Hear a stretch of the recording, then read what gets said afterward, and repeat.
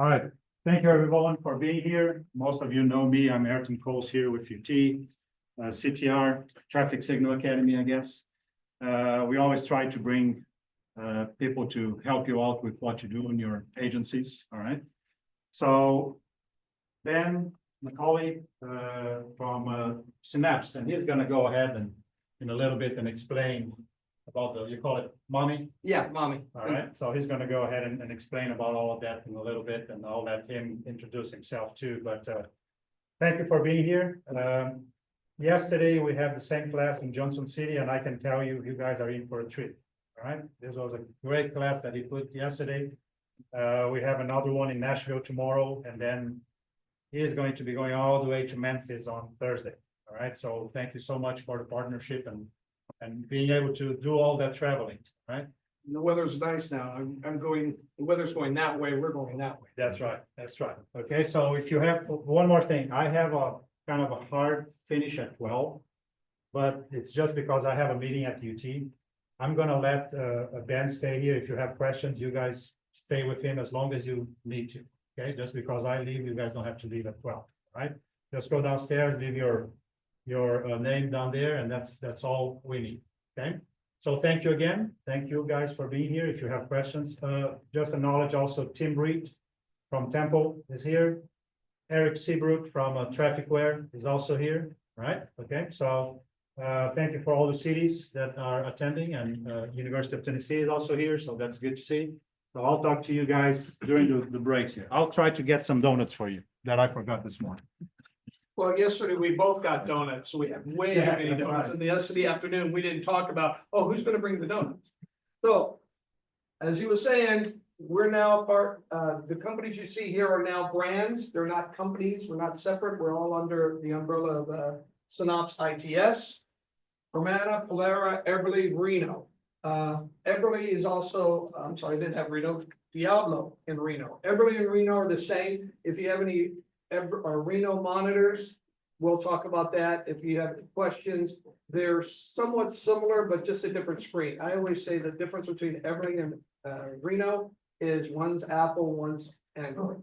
Pretty much they both monitor intersections and just have different displays. Thank you.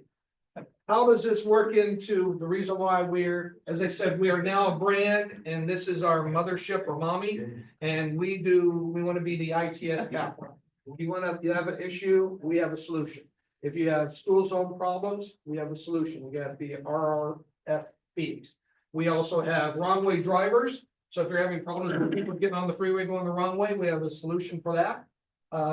We also do school zones, flashers. That's pretty much our Hermana field. Polera is going to be the push buttons, the APS or visually impaired, and pretty much just push buttons. That's our family there. And then Eberly's in the cabinet. We're in a TS1 cabinet, TS2 cabinet, ATC cabinet, and Caltrans cabinet. Today, we're going to be talking more about the NEMA cabinet, which is TS1 and TS2, but don't stop. Anybody have Caltrans? Anybody have ATC? ATC, yeah, that's the new cabinet. Everything you learned today goes right into the ATC. The only difference between a NEMA cabinet and an ATC cabinet has a little blue light, and it points out the problem. So if you have a bad load switch, the little blue light on the load switch lights up and say, I'm bad, replace it. So it's going from the wizard and the help screen that tells you how to fix it to telling you, here it is, come get it. So with that, as I said, if you're not here for some other class, we're going to be talking about MMUs. These are all the MMUs that we make. If you notice, you have Caltrans, NEMA, ATC. Caltrans, every first monitor, everyone except ATC did one thing: conflicts. What is a conflict? Northbound, eastbound conflict. Southbound left turn, northbound conflict. That's all it did. Then technology got better and better, and we could add dual indication. We can say lack of signal. We can do PEDs. We can do clearance. So we've added those tools to the monitor. So if you have any of these old monitors over here, NSMs, SSMs, you don't need them anymore. Every one of our high-end in the Caltrans world is 2018. In the NEMO world is the MMU2 smart monitor. You can take this monitor and stick it in this cabinet and it'll work all day long. Now, someone says, well, Ben, it's a 12 channel or really a 16 channel and a 3 channel only has 3 input. Yeah. It's called replacing the harness. You put a new harness in and you're done. Most agencies I recommend don't replace the harness, replace the cabinet. The harness, I can give you companies that will do it, but they'll charge you half the price of what a cabinet costs. Because A, liability, and B, they don't want to do it. But if you put a gun to their head, they're gonna make it. Because it's like anything else. If you say that I will make this for you for $60,000 and you pay for it, are the are the most expensive monitors on these boards? That one, and that one. Because we don't want you to buy it. We only make 100 a year. And we sell 2. So being a big corporation now, the onesies we're done. We're not gonna do that anymore. But someone says, well, obsolete it. Everybody Design's been around for 43 years. We've only obsoleted 3 things. That's it. We don't obsolete anything. We stand behind ourselves. We want to make sure most people here, we tell you to replace your monitor every 10 years. But how many of you do it? Hands, and whoop. Most people replace it when it doesn't work. We have units out there that are 43 years old. And I always say that's your safety device. So is your brakes on your car 43 years old? I had one guy would say, yeah, it is. I said, what do you got, Mustang? You got a nice high performance car because you put in, and you only drive it on the weekends when it doesn't rain. This is running 24 hours a day, 7 days a week for the last 30, 40 years. All the components, and in this class for our engineers, I like to educate you on a cabinet. So we start from scratch. This is a cabinet. I don't care if it's an ATC, an NSM, or a Caltrans. They have these components. So the way a cabinet is built is you have a power that's coming from a power source. If the monitor is not functioning out of power or not connected, there's a flash transfer relay that energizes a flasher that energizes a field, and it's in a flash. So in a flash command, there's usually 2 states, or really it's 3. 2 states. One is you can flash red all around, or you can do flashing yellow on the major and red on the minor, or you can go to a dark signal. I recommend getting rid of the yellow red. Go to just all reds. And the reason why I say that is it's going to, a lot of the reasons why I tell people stuff, liability. Because you'll have some lawyers say, okay, this guy's got a red, my client had a yellow, who has the right of it? If you go, you have red, I have red, there's not any, it's a 4-way stop. So instead, and really what a yellow, flashing yellow and a flashing red is usually because it was a 2-way stop. But I'm going to tell you, especially the engineers, I recommend, and I think even IEEE is starting to recommend that you go to flashing all red. So when that's happening, guys, realize that it's a hard wire. So the wire, the only thing that has energy is these components and the flash output. So if you're flashing, and I'm going to keep it simple, all reds, you only have power to the reds. Now, if you go out to the intersection and you're flashing and it's red, and one approach has a yellow or a red or some other color, it ain't getting it from the cabinet. Or I'm sorry, it could get it from the cabinet because something got short, but odds are it's in the field, especially if it flashes with the red. So the wire, if you have trouble, that's where you want to look. Okay. Then we get the power from the monitor. The monitor looks at the controller and say, hey, you up? You ready to go? If the answer is no, then we tell the flash transfer relay to stay in that state and put the intersection on the flash. Why do I like to show this? Is because if you're a technician and you go out to the field and the flash transfer relay, you have 4 sets of 2. So it goes channel 1, 2, 3, 4, 5, 6, 7, 8. So if you go out to the intersection and you see a problem with phase 1 and phase 2, it's dark or something, odds are it's going to be that flash transfer relay. The flash transfer relay do fail. How many of you guys have ever replaced one? Raise your hand.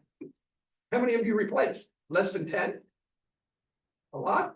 Ooh, then you got some old ones. These last about 45 years. I've had people sending me pictures of these just run. Same with the load. Every one of these components that you see here pretty much has a easy 30-year, 20-year process. They work. Don't recommend to keep them out there that long. Well, the load switches and flashers, when they're broken, you replace them. You don't need to do that on an annual, but the monitor, I recommend to do it often. And the controller, I don't have to recommend anything because the controller manufacturers make you buy one every 5 years. They force you because they stop making them. So here's what we got to. This is the monitor sees the controller says, I'm good to go. The monitor then says, takes the flash transfer relay and makes it throw into the load switch. So now the flasher is not even in the circuit. It's not even energized. And when I mean it's not energized, it is flashing. You know, you'll see the display go like this, but there is nothing going out to the field. Once this occurs, the monitor gives control to the controller. The controller now tells the load switches what colors to show. And now your greens, yellows, and reds are now active and they work through that. Any questions on that? I always like this, and the reason why I bring this up, this is more to see how to troubleshoot. So if you go out there and you see channel 3 and 4 bad, you know, it might be a flash transfer relay. If the intersection's not running at all, or it's stuck, it could be this. If you have one channel that seems to be a problem, it's going to be more the load switch than it is a controller. Can it be the controller? Yes. The other thing that I don't show in here is the BIU.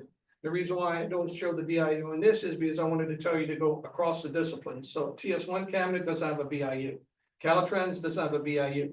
And ATC doesn't have a BIU. It has an SIU, but we'll talk about that a little bit more. And today's class is more talking about the monitor, but I've been doing this for so long, if I have to get a baseline of everybody understanding how a cabinet works. And this is basic phasing. I always love showing this slide because there's some things that we take for granted that some people might not know. The monitor, it's called a smart monitor because it knows what an intersection is.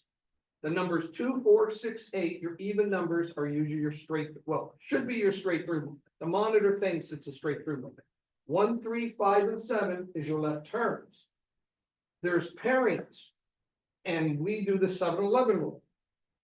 And I believe I asked somebody, do you do major, minor, or do you have phase 2 northbound? Some agencies, I recommend trying to get into it where you have one direction is phase 2 northbound. And that means phase 6 is southbound and so on. If you do the approach instead of major, minor, over time, especially in Arizona, I'm based in Arizona, our majors and minors split all the time. New city comes in, oh, new minor, new major. But if you do north, south, east, and west, it's a little easier to do. Because north, south, east, and west doesn't change. So when I say this, oh, and the other thing is I'm going to potentially be wrong. Meaning that phase 2 and phase 1 go together. No, they don't. I'm going to say stuff like that. And the reason why is I want you to correct me. And I want to make sure, to me, that's the way I understand. I've learned more from my failures than my successes. So I'm going to say stuff to try to prompt you guys to say, no, Ben, that's not the way we do it. So I warn you now, pay attention because I will do that. So going back to the 7-11 rule, if you notice 2 and 5, 6 and 1, what does that add up to? Thank you. So it's interactive, people. Go ahead and throw out the numbers. You don't have to be right, just so it don't matter. 4 and 7, 3 and 8, 11. Why do we do this? Because we're trying to get you to make sure that we pair everything up. Because if we all agree that the monitor and you are on the same page, you can program it correctly. Oh, the other thing is a ring. I told you I'm giving you a little history. You have a ring and barriers because when a traffic signal first came out, there wasn't a microprocessor base. There wasn't computer. It was electromechanical and it was a wheel. And the wheel would turn. And it would turn. And the way you would do it is you do your cycle lengths. You would have a 60-second wheel, a 90-second wheel, a 40-second wheel. You put that in, you put in your little jumpers where you want the reds, yellows, and greens to come on and time, and that's how you find an intersection. So that's where you see the words a ring, a barrier. The other thing that I always tell people is you got your barriers and your ring. The rings are usually the opposing, like 2 and 6 is your opposing movement. So that's the ring. The barrier is where you can't have anything on north-south come on with east-west. So basic IEEE engineering traffic standard for a traffic signal. The reason why I say this is because the monitor knows that. Now, can you change this and do like phase 1 is north and south, phase 2 east and west? Yeah. But you gotta tell the monitor you're doing that. So you gotta make sure you and the monitor are on the same page. Here is, if you wanna take a picture, this is our support EDI. If you go to edi.com or editraffic.com, you can get there too under support. Why am I showing you this page? If you have a problem, you put it in here. Don't even have to write a whole sentence. Just put in some keywords. It will start prompting you and showing you videos. So you can sit there and say, I want to know how to do a APSI test, which is a tester that we connect the monitor to the test. We tell you how to do it. It's a 5-minute video. All my videos are about 5 minutes. We have 2 or 3 that are a little longer than that. I realize that we're in a TikTok world. If it's more than 5 minutes, you're not going to watch it. No more YouTube. It's more TikTok. And I have discipline. So if you want to go in and do traffic, just learn basic traffic, we have that. If you want to do this, the NEMA one, I think, is up to 37, 38 videos. So if we ever have another COVID and you have to say that you're working from home, this is it. I had people call me and say, thank you, I got paid because I could go home and it's a great reference. 3 o'clock in the morning, pouring down rain, you have a problem, you go, you know, I believe I remember Ben talking about this. Boom, video. What is a monitor? This is what you're here for today. It is a safety device. It will make sure that whatever you program, it does that. If it doesn't, it's going to tell you what happened. It's going to point at the problem. Does it point at itself? Occasionally. I mean, the monitors aren't indestructible, but most of the time it's going to point a problem to you, and it might be multiple problems. Lightning's my favorite one. When lightning hits, it can do anything. And a lot of times a monitor will try to give you the beginnings of how to fix it. I've had it where on the last screen, I'll show you, it will say, recommend you look at these 5 things. All 5 things blew up. But you'll fix one and go, oh, next thing you know, you pretty much replace everything in the cab. The 3Ds. We detect, we display, we diagnose. So what does that mean? You do not have to bring out a voltmeter. The monitor will be that for you. So you'll be able to go through and go status, which I'm going to show you in a second, and go through each channel and see what the output voltage is to that phase or channel. So with that, this is a good time to see. We tested it before you got here. Let's see if we got it. It's going to be good. Up there. Yes. Camera. Come on. You did see it there, right? Ooh, it went to sleep. All right. So here's your monitor. If you notice, it says program card ajar. If I teach you nothing today, I'm going to teach you one thing. You come to a cabinet, you have a problem, you do the first thing you do is you hit the help button. You see this by NEMA spec, I have to use this termination or this wording.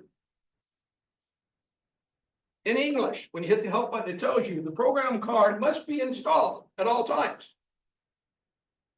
If you have a screen and you don't know what it is, hit the help button. I don't care where you are on my monitor. If you hit the help button, it'll say, hey, you're looking at the voltages. Hey, you're doing this. You're doing it. It's telling you what's going on. The gentleman that invented helped modify and invent the Eberly or this monitor, his name is Scott Evans. So what he just passed his Christmas. So the wizard is called Scotty in his honor. So anytime you hit the help button, think of Scott Evans saying, hey, this is your problem. So I always like to talk about Scott. He's the one that came up with a lot of this stuff. When I get in here and I hit the reset. Ooh. Anybody seen this before? I forgot to reset. Our monitor is smart. If you do flashing yellow arrows or you program the monitor and you don't want to program it every time you go out there, there's a feature, and it's a feature, not a requirement, a feature that we can take that information, put it on the program card and throw it on this chip right there, the black chip.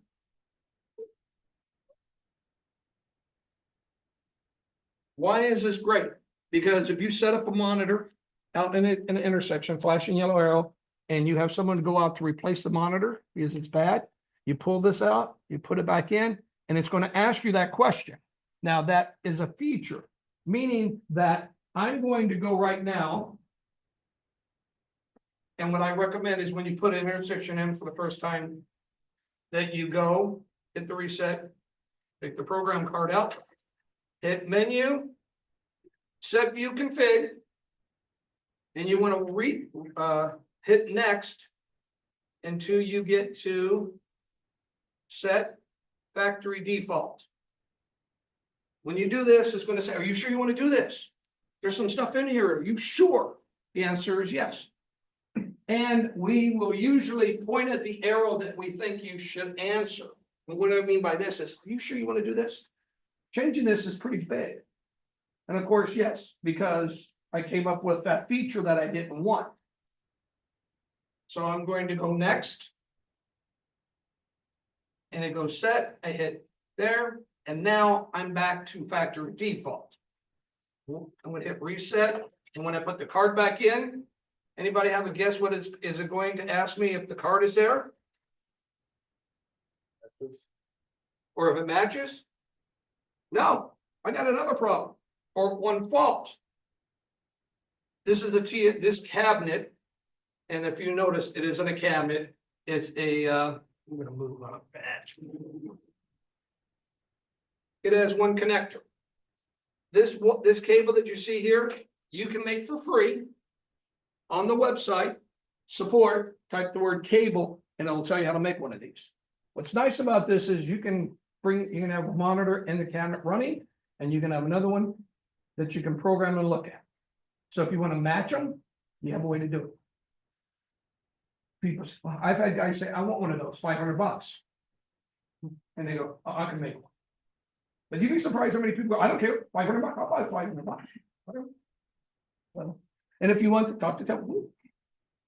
Now, I think, and I've been doing this class for 7 years. I think I've only had 2 or 3 agencies that I've actually paid $500. Because what you do is you go out to the boneyard, cut the big connector, which is the A connector, and go to the web page, couple of solders, boom, you're up and running. The other thing that I want to point out is when you do this, and please help me not kill myself. That pin right there at the top, if I can do this, is hot, 120 volts, because NEMA requires me to put 120 volts in here and also put it up and on that too. So don't inadvertently touch that and go, what? Because you will. And I do it occasionally, I touch that. The other thing is, this is the SDLC cable. That's where your port 1 fault is in the TS2 cabinet. That's got to be connected. Not only does that have to be connected, but when you have a port 1 fault, it's a communication device in the cabinet that connects to every component, the controller, the load switches, the detectors, and the monitor. So it's its own network. This network was established before the internet. Because people say, why don't you use a RJ45 or a Cat5 connection? Because it didn't exist. SDLC was developed in NASA. So it's super reliable too. Because last time I checked, we did send men to the moon and no one died going to the moon. Other people died everywhere else, but not going to the moon. So that's a communication we use and somewhat the protocols that we are based on. So let's go back here. Port 1 fault is if I put a connector on the port 1 fault, and hit reset, I'm up and running. How many agencies have a TS1 and TS2 cabinet? Anybody just have TS2? So everybody's had a little bit of both. I recommend that when you make this cable, that you put a dip switch.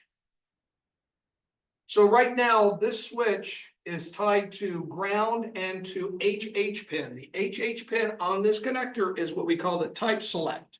So if it's high, it's a TS1 cabinet. If it's low, it's a TS2 cabinet. How can you tell? Well, first is if you plug it in and you say port 1, it's a TS2 cabinet. Pretty much. If it isn't, it's a TS2 plus 1, meaning that if there is communication between the controller, the monitor, and maybe the detectors. So if you ever want to play with one of these and not be having there, I turned it off. I pull this down. I take out the connector, hit reset. And now it's TS2 or TS1. How can I tell that? Remember, we got here for one reason. I wanted to show you how you can see the voltages. Well, here's how you do it. You hit status, and there's your voltages. That's channel 1, channel 2, channel 3, 4, and so on. So when I get to 12, interacting, answer the question. I'm in a TS1 cabinet. Where should I go after when I hit next? Where will I go? Will I go to 13? Or we'll go somewhere else. Someone said 1, ding, ding, ding. So let's see if you're right. I go and go. Oh, I hit the wrong button. If you hit the select button a second time, this shows you the voltage in the that's going into the cabinet. And it also shows you the sine wave, which is 60 hertz. It always should be 60. If it's anything else, you call management and say, we need to do something. It's got to be 6. The monitor doesn't care, the controller does. The controller gets their clock from that. So if you have a clocking issue, go to this screen, see if that's a problem. The other thing that I like to point out is the temperature.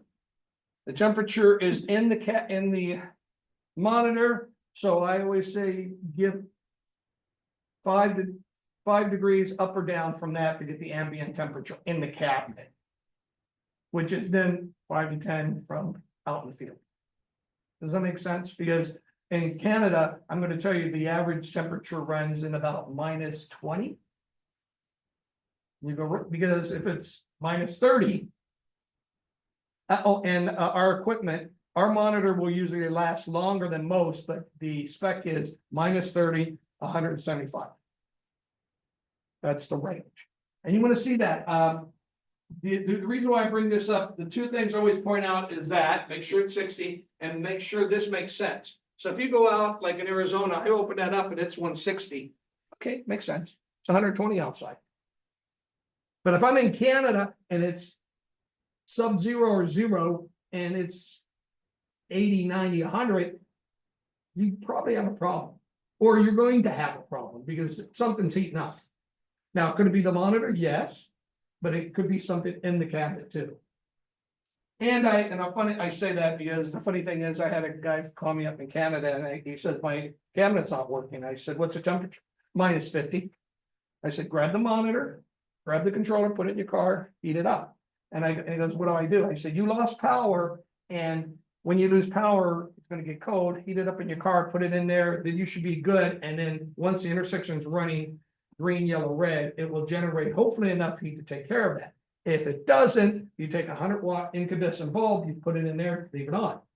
Well, I hate to say this, you can't do that anymore because you can't get a 100-watt incandescent bulb anywhere in the United States and Canada. You have to get it on eBay.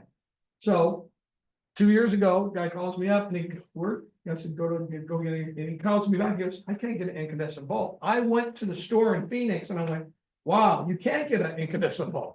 So you can get it from eBay. Temple will give you a heater for a couple $100 you can put in there.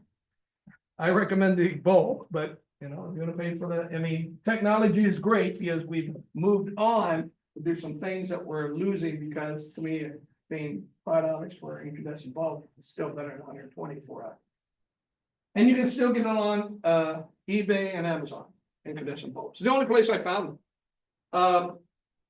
Temperature. So we're gonna hit reset. We're still in the TS2 cabinet, correct? Or I'm sorry, TS1. What I want to do is go ahead and I assume that most of you are TS2. If not, you're going that direction, right? So we're gonna do the rest of the stuff in a TS2 cabinet. So I'm gonna throw this in. And oh, this is a good time. What happened if I get out there and that HH pin is broken? This happened 2 days ago. Guy called up and said, I've been out there, it's a traffic aware cabinet, something happened, he needs 16 channels. I said, no problem, we got you covered. If you go to menu, set view config, pretty much set view config is your key. That's where you pretty much go to turn anything off and on or to set anything. So we're gonna go set view config. We're gonna go to, I hate this because I got this. I'm gonna leave the piece of paper because I know it's going to give me a bad glare. Unit options. Where do we look? And then this is what I'm gonna show you on a slide later, but these are your defaults.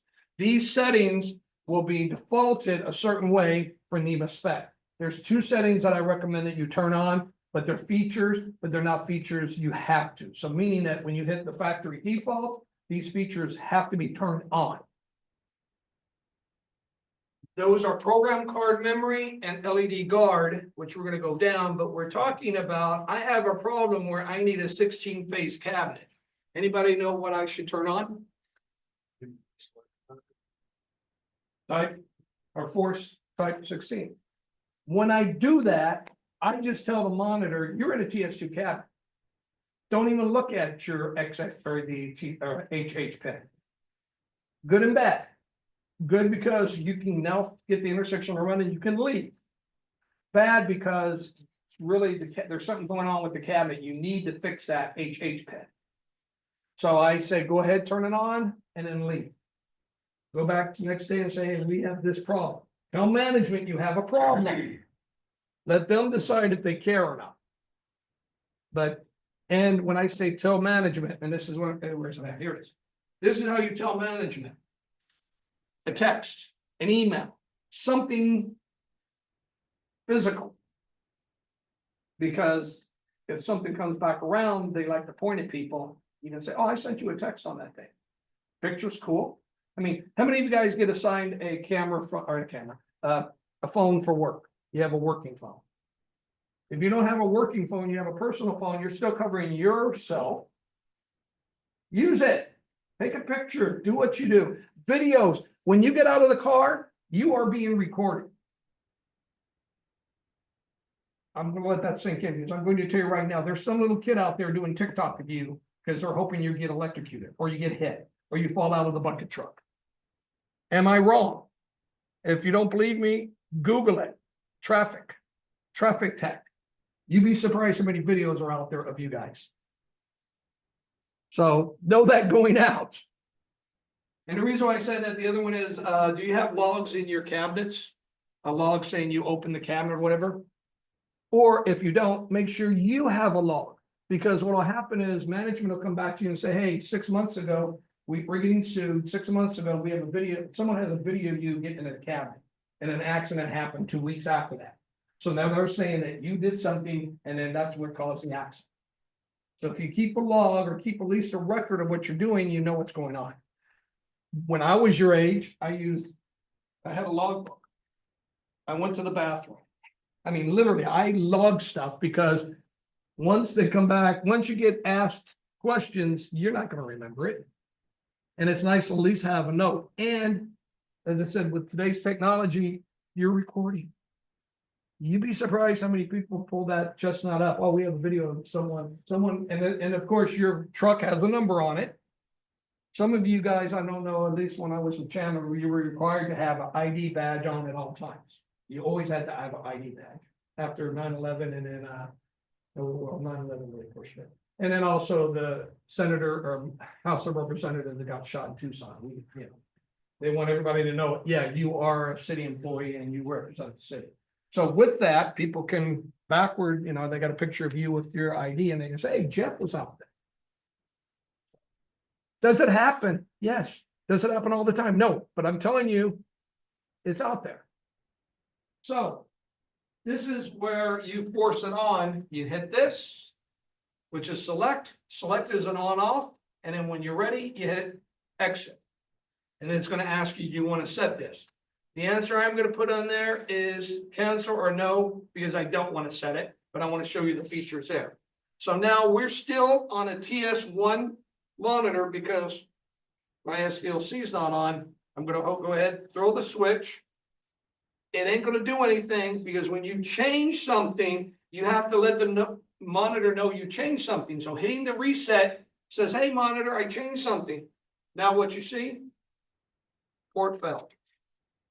Yeah, let's plug it in right then. Let's not get electrocuted today. And hit reset. Any questions? That gets you, and we went to this monitor to go to the status. So here's the status. You go through what you're looking for is you're going to have one channel usually illuminated or on 120 volts, and then the other two are going to be off. But it's not going to be off. You're not going to have zeros. You're going to have some voltages. It's called leakage voltage. That's how we figure out if we have current going to the signals. We don't monitor current because we don't have the, well, we didn't have the technology 30, 40 years ago to figure that out. So we did a little engineering magic to say, give us some leakage voltage. If we have leakage voltage, we can tell you if we have a load or not have a load. So what you're going to see there, it's going to go from 0 to 9. If it gets up into the teens, replace the load switch because your triacs, your devices, and your load switches are starting to malfunction or get old. If they don't go away, if let's say you have 13 and it stays 13, then your problem is not the load switch, it's your wiring or your modules. And you're going to say, what's a module? We don't have LED, we don't illuminate LEDs. We we energize a power supply that turns on LEDs. So the LED is a module. If you go to Home Depot and get a LED incandescent bulb and put it into a socket, it will not run an intersection. Because we have to have leakage voltage. A incandescent bulb or a bulb that you get at Home Depot don't have that. So when we first put in LED heads, we found that we have to put a current or a resistor in that module to make sure we had some leakage, meaning that the monitor knows it had a load on there. So I've had people ask me, hey, I went down and got some LED. I had some incandescent bulbs. We took the incandescent bulbs out. We slapped in some LEDs. Life is good. I go, when you said slapped in LEDs, did you slap in LEDs or did you put a module? And they go, what the heck is a module? That is a unit. That is a head that goes into a traffic signal. A LED head is what you put in your house. So you can't think, oh, I'm going to save some money. And the LED heads are pretty reasonable now. They're about the same price as an incandescent bulb. I say that I haven't bought anything in about 7 years, so I don't know with COVID and all that if they raised the price. And I'm pretty sure they probably have. So let's go back to our wonderful slideshow. We are doing fantastic on time. So this is this on there. Any questions? Come on. Stop me if I am going too fast. I'm trying to make sure I cover everything. This is what I mentioned. If you put a new monitor into an intersection, I recommend you set it to factory default.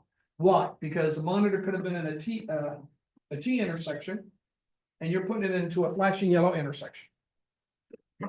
Why is that important? You want to flush the ones and zeros. You want to, if you hit set or factory settings, not only are you saying that I'm turning this into a basic 8-phase intersection, looking at all 16 channels, but it zeroes everything out. So worst case scenario, if you take this, you hit factory settings and you take it from a TS1 cabinet, or not TS1 cabinet, but a T intersection, it has only 3 phases, and stick it into a full 8-phase intersection, it's going to run all day long. The problem is it's looking for everything. Most people only use 1 through 13 or 12. 9, 10, 1, 2, 3, 4, 5, 6, 7, 8 for your intersection, 9, 10, 11, and 12 for your PEDs, and 13 through 16 overlaps. Most people don't use overlaps. So if you do factory default, slap it in there and you're in a basic 8-phase intersection, you're gonna get called 2 o'clock in the morning sometime that says, hey, channel 13 is on. There is no channel 13. Well, the monitor thinks there is. So this is where the wizard and the setup wizard is where it's gonna save you and make your life so much better. Let me see. This is the default that I want to talk about. So when you hit the default on here and you do the screen, which I showed you, this is the settings in green. The ones in the, what's it, blue? I recommend that you turn on. The reason why I recommend you turn on is my life to save you time and money. So if you turn on the memory feature, when you program a monitor and you pull out and you put another monitor in, you don't have to do the wizard. You just plug it in, say yes, copy from the program card to here, and I'm done. The LED guard is another thing. Back in the day, there wasn't LEDs, it was incandescent bulb. Well, when we looked at a LED head, we were able to see other things. What I mean by that is in an incandescent bulb, you have 3 stages. It's on, off, or the filament is broken, not working, you have blinking, you have a little noise, you got a little, so that's really only the 3 states. With an LED head, you have a power supply. So you're gonna have a capacitor in that power supply that goes bad and shoots back to the line, the input line. You're gonna have a transformer that's bad. There's components that are bad. And we know what they look like. We have a sine wave. We expect to have a perfect sine wave. If we get any garbage, we can decode that garbage and say, you have a bad LED head. Not only do you have a bad LED head, it's a transformer on your LED head. Now, do you give a rip if it's a transformer? No, you just know it's a bad head, you swap it out. But this makes the monitor smarter to figure it out. If you don't turn this feature on, will it still work and pick it up? Yes, it will. But when you go to the help button, it won't give you as much information as we would love to give you, because we don't know. The monitor doesn't know it's an LED head, it's not going to assume that. And by code, we have to abide by all the old incandescent bulb rules. So what's funny that I tell people is we used to have to give you the feature of dual indication, red fel, clearance. That was a feature. But over time, NEMA says it's not a feature, it's required. I have a feeling in the next generation, hopefully these will be required. The memory chip is one of my favorites because when I teach the class, people say, I didn't know that. And they go, you just saved us almost 2 hours a week in work. Because to reprogram, and you'll see how we program a monitor, it takes about 1 or 2 minutes. With the program card, you answer a question, you leave. Any questions with that? And these are the ones, so you already saw it came up. When you come up and the memory feature is on, it's going to ask you this. If it's in the field, you're going to do copy from program card, because the program card in the field is the power. That's the answer.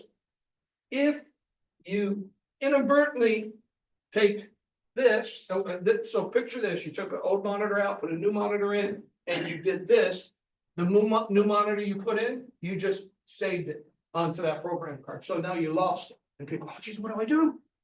Don't freak out. You still got the old monitor, bring the old monitor, copy from the old monitor to the program card, put the new monitor in, go from the program card to the new monitor, and you're good.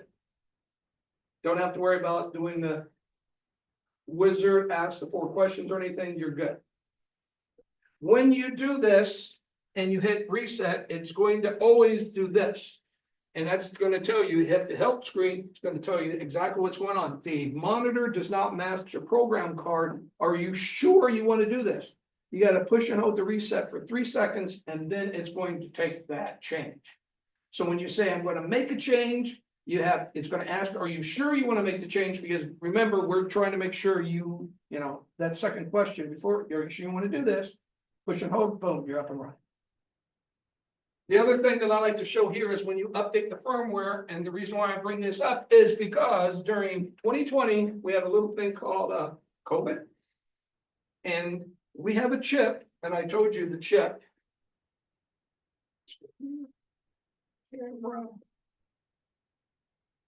The chip is right here. Does anybody know where that chip was manufactured? Any guesses? China. Not only China, Wuhan, China. Little history class. I know you all know this, but Wuhan, China was the epicenter of COVID. So in late 2019, we were told that the factory that makes these chips don't exist anymore, and we ain't coming back because no one's alive. So we had to go get another chip. So because of COVID, we learned the Toyota thing just on time doesn't work.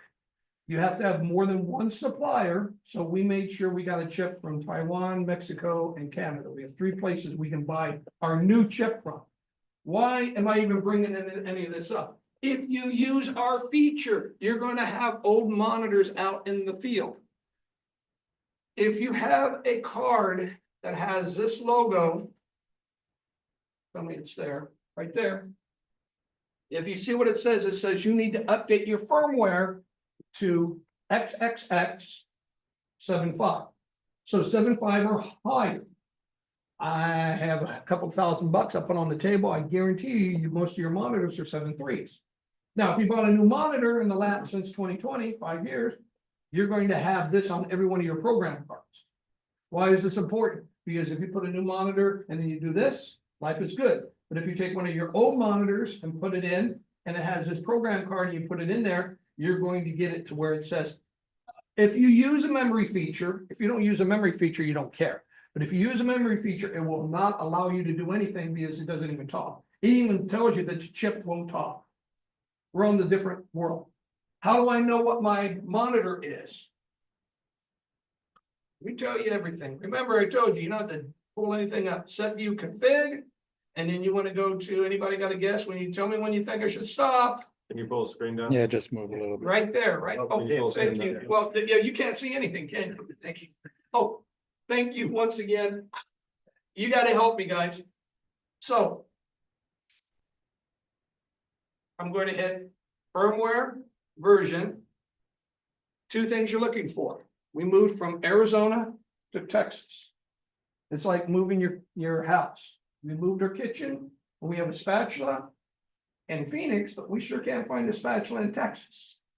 Why do I say all of this? Because the 2 things you're looking for, disregard all of this here, because this is noise. You want to go to where it says version 1.01 and version 1 and then Rev 7.5. So the answer is, will this monitor work with that program card? Cool. Why I point out the version is because we shipped 50 units to Florida that had the number 14. The number 14 is Canada. Canada does some things different than America. So will it work in Arizona or in Florida? No. So if you get some monitors from Temple or for anybody and they don't work out of the box, check this. I believe we've taken care of the issue, but I want to educate you. The number that you're looking for is 1, no other number in Tennessee. Now, if you're in Texas, and also other Texas, there's certain North Carolina, there's other versions for certain cities or agencies that say we want to do something special. So, but I always like to say, look for 1, because you're number 1. So, and I always like to tell everybody, if you don't do the program feature, you don't, all of this is just noise. You don't need it. But I'm going to be honest, if you start playing with using the program feature, you're going to become program feature people. The reason why I say this, when I started doing this 7 years ago, 90% of the people didn't even know that existed. I started training people, and then COVID hit, and management came to me and said, "Hey Ben, is this a deal breaker? Can we make monitors?" Because I go, "No, that's a feature. It's not a requirement. Feature." Guess how many people use that feature? Give me a percentage. In the 90s. Blew me away. I go, "Hey, that's why you have me here. Look at that. I'm out there teaching." Because once you get it's like anything else. Once you get something, you don't want to give it up. You go, "Well, that's great. That saves me 20 minutes. The downside to that is people don't do the setup. And I recommend, and that's what we're going to talk about. My goal is to get you guys to understand how to do the setup. So with that, right on time, we're going to set up a monitor And I talked earlier, the flashing yellow arrow you guys do, we're gonna go through it real quick. So if you have a flashing yellow arrow intersection, you must tell the monitor it's a flashing yellow arrow intersection.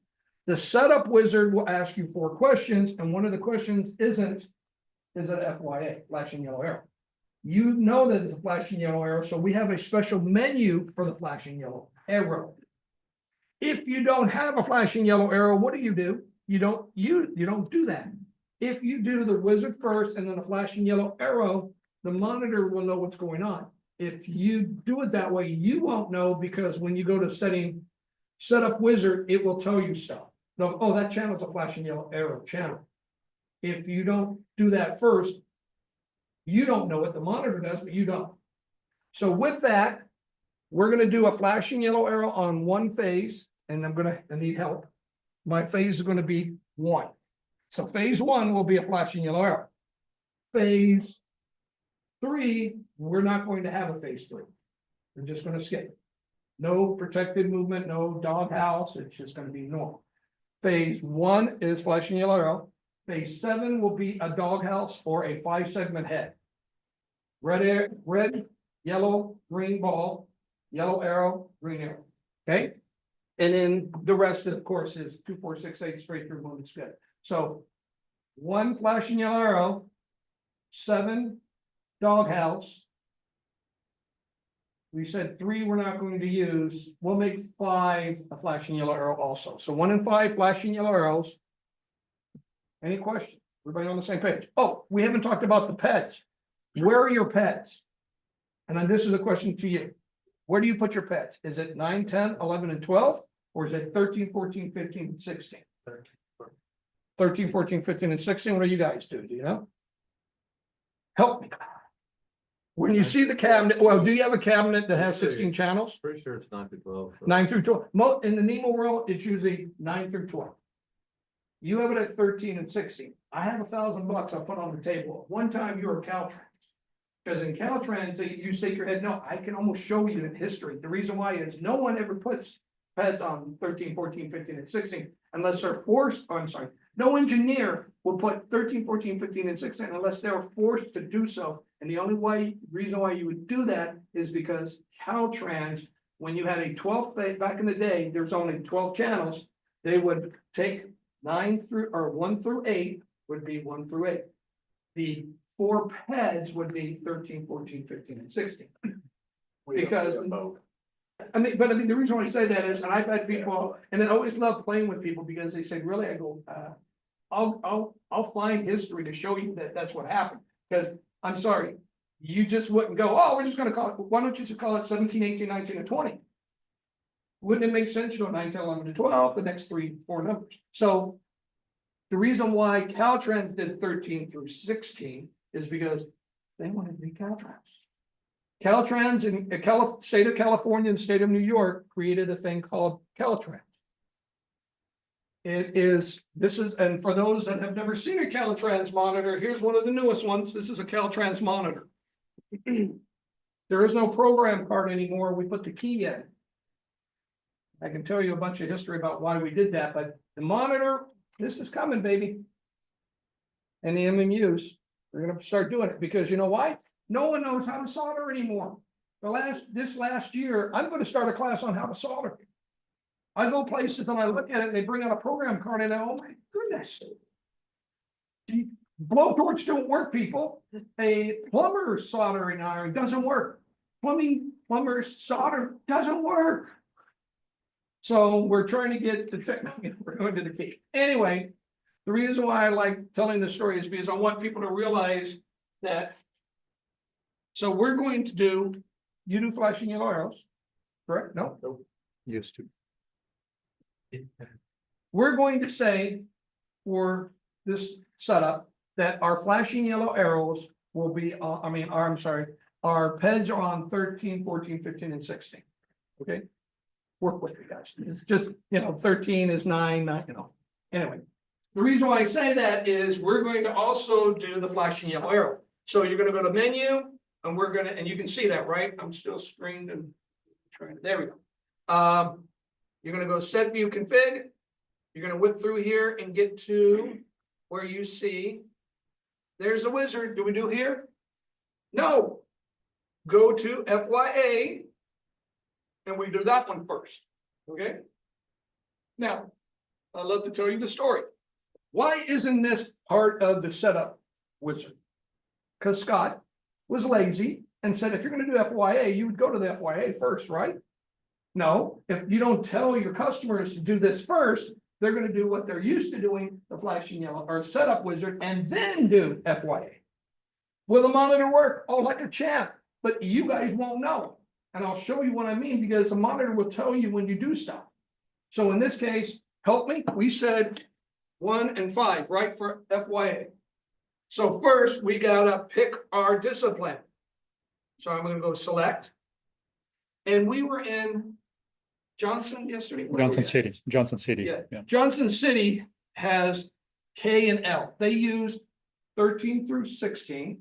And they have their flashing yellow arrows on the overlaps. Okay, does that make sense? So meaning that 13 through 16, we're using the red and green to do the pads. 9, 10, 11, and 12 is where they need to steal a channel. And I always like to talk about that. A flashing yellow arrow requires 4 channels. Red arrow, yellow arrow, flashing yellow arrow, and green arrow. Okay, how many load switches do you know that have 4 outputs or channels? So we need to take an output from some other location. So you're gonna sit there and I always ask people, what am I doing? The monitor understands. If you don't know what your mode is, you're gonna find out today because the monitors are gonna tell you.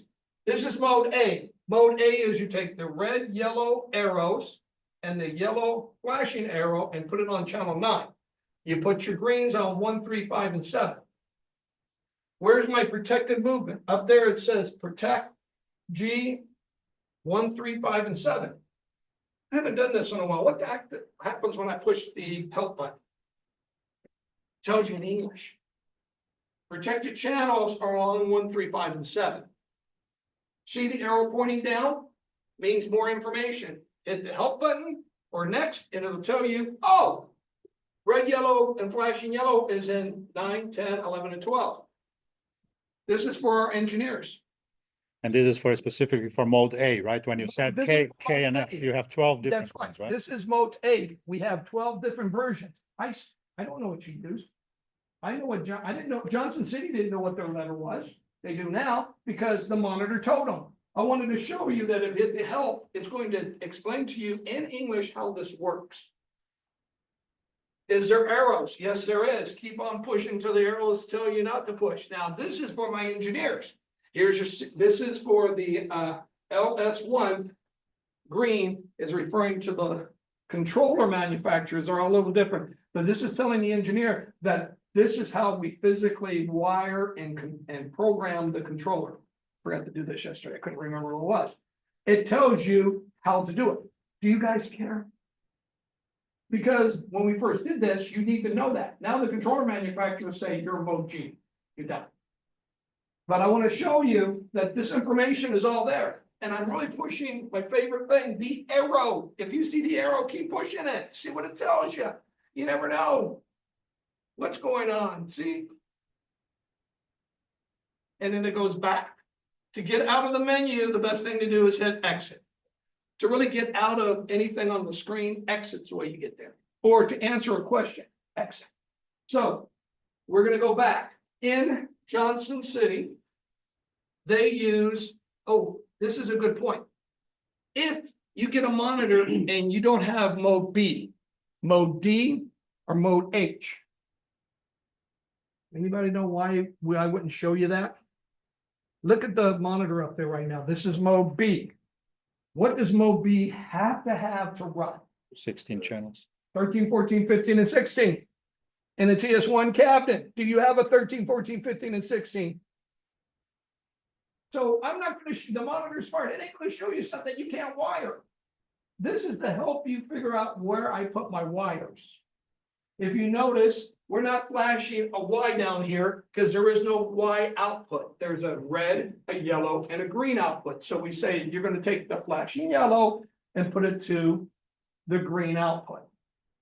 I love pointing this out because some engineers have never looked at a cabinet and go, oh, I think that makes complete sense. Because we make it so everybody can figure it out. So now we're gonna go to, went through, the most common one, and let's go back here, is G and B.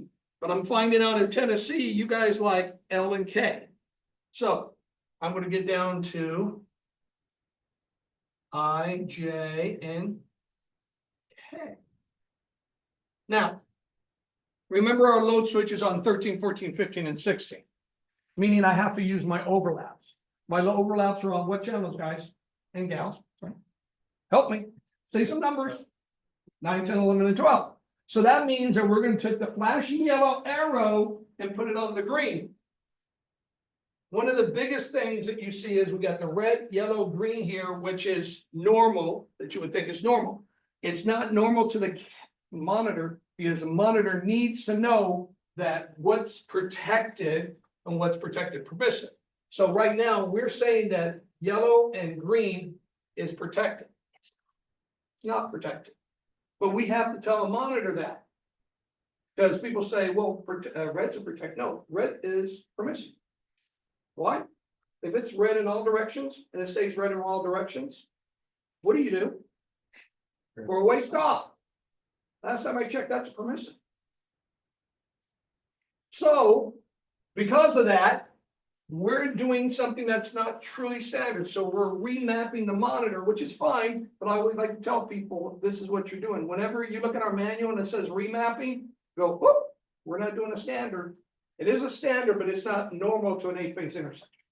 So if you hit the 8-phase, you go to, remember, you have no clue what's going on. It's 4 o'clock in the morning. You just want it to run colors. You hit set factory, it won't run because this is an 8-phase standard.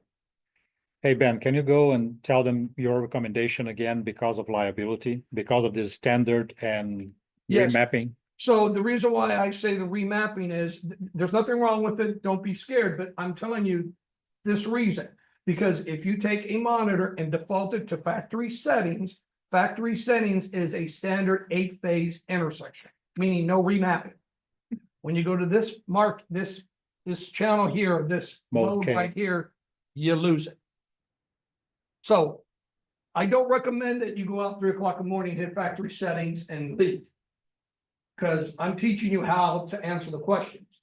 As I tell people, if you do that, the intersection will run and no one will die. But you'll be out there 4 or 5 times a week. Because you're looking for stuff that doesn't exist. Right? So I'm trying to make it so you guys, well, don't get me wrong, I don't want to take away your overtime or what I call gravy money. But I don't want to just give you no reason to go out there. And once you get to a certain age, I'm gonna not lie, I loved when I was young, had my wife and new kids and Christmas is coming up, I was on OT all the time because I get that extra money. But after a while, you don't want to pull out of bed 3 o'clock in the morning, 4 foot of snow to go out there and hit a reset. So with that, any questions? People understand that. And I want to make sure you understand when you jump the program card, this is telling you how to do it. Where it says protected, that's where you got to make sure that 1 can't go with 2. 2 is this way, 1 is this way. That's a conflict. So that's why this is important to look at this. And as I said, the most important thing on this screen and for the video is where you want to know where your protected movement is so you make sure you don't get a conflict. So I always want to push the button, but I got to come here and we got it remotely. So now we're going to go with K because remember 13 through 16 is my pets. So now I'm going to go select and it's going to say what channels. What channels am I using? 1 and 5. 1 and what? 1 and 5. Ding, ding, ding. Thank you. 1 and 5. So we're going to turn on 1. Sorry, come on. And the way to turn it on is a select. That's a toggle switch on and off. Next moves you down to 5. And there you go. So now it shows you. And then you're going to say, hey, nothing against engineers. But then, hey, it's not flashing anymore. You already answered that question. Don't worry about it. We know it's flashing. We know where our flasher is. Okay. But answer the question, hit exit. it's gonna ask you, do you want to set it, cancel, or edit? If you hit cancel, it starts from scratch. If you hit edit, it goes to the previous question. This is a first question, so it's just gonna go back to start. And usually what I do is if I have a problem or I'm confused, I usually start over again. It's only 4 questions. I rather go all the way back because if I get to a certain location and go, geez, what did I do? You can always go back because you're only, so I'm gonna hit select. And now it's going to ask you, are you going to use the yellow and red? Why would I use yellow and red? Well, you have an advanced warning sign that says there's a traffic signal ahead and it's flashing. If it malfunctions or stops working, you could add it to one of these channels. I recommend that if you're going north, south, east, west, 2468, 2 is northbound, that if you have your warning on the northbound, you put it on 9, and so on. Now, but you're gonna say, but Ben, what do I do with the yellow? Well, the yellow, you have to ignore it. The way you ignore it, as you do in your program card when you program your peds, you put a jumper in the yellow. So your peds are on 9 or 13, 14, 15, and 16. There better be a jumper on 9 or 13, 14, 15, and 16. Let the monitor know it's not there.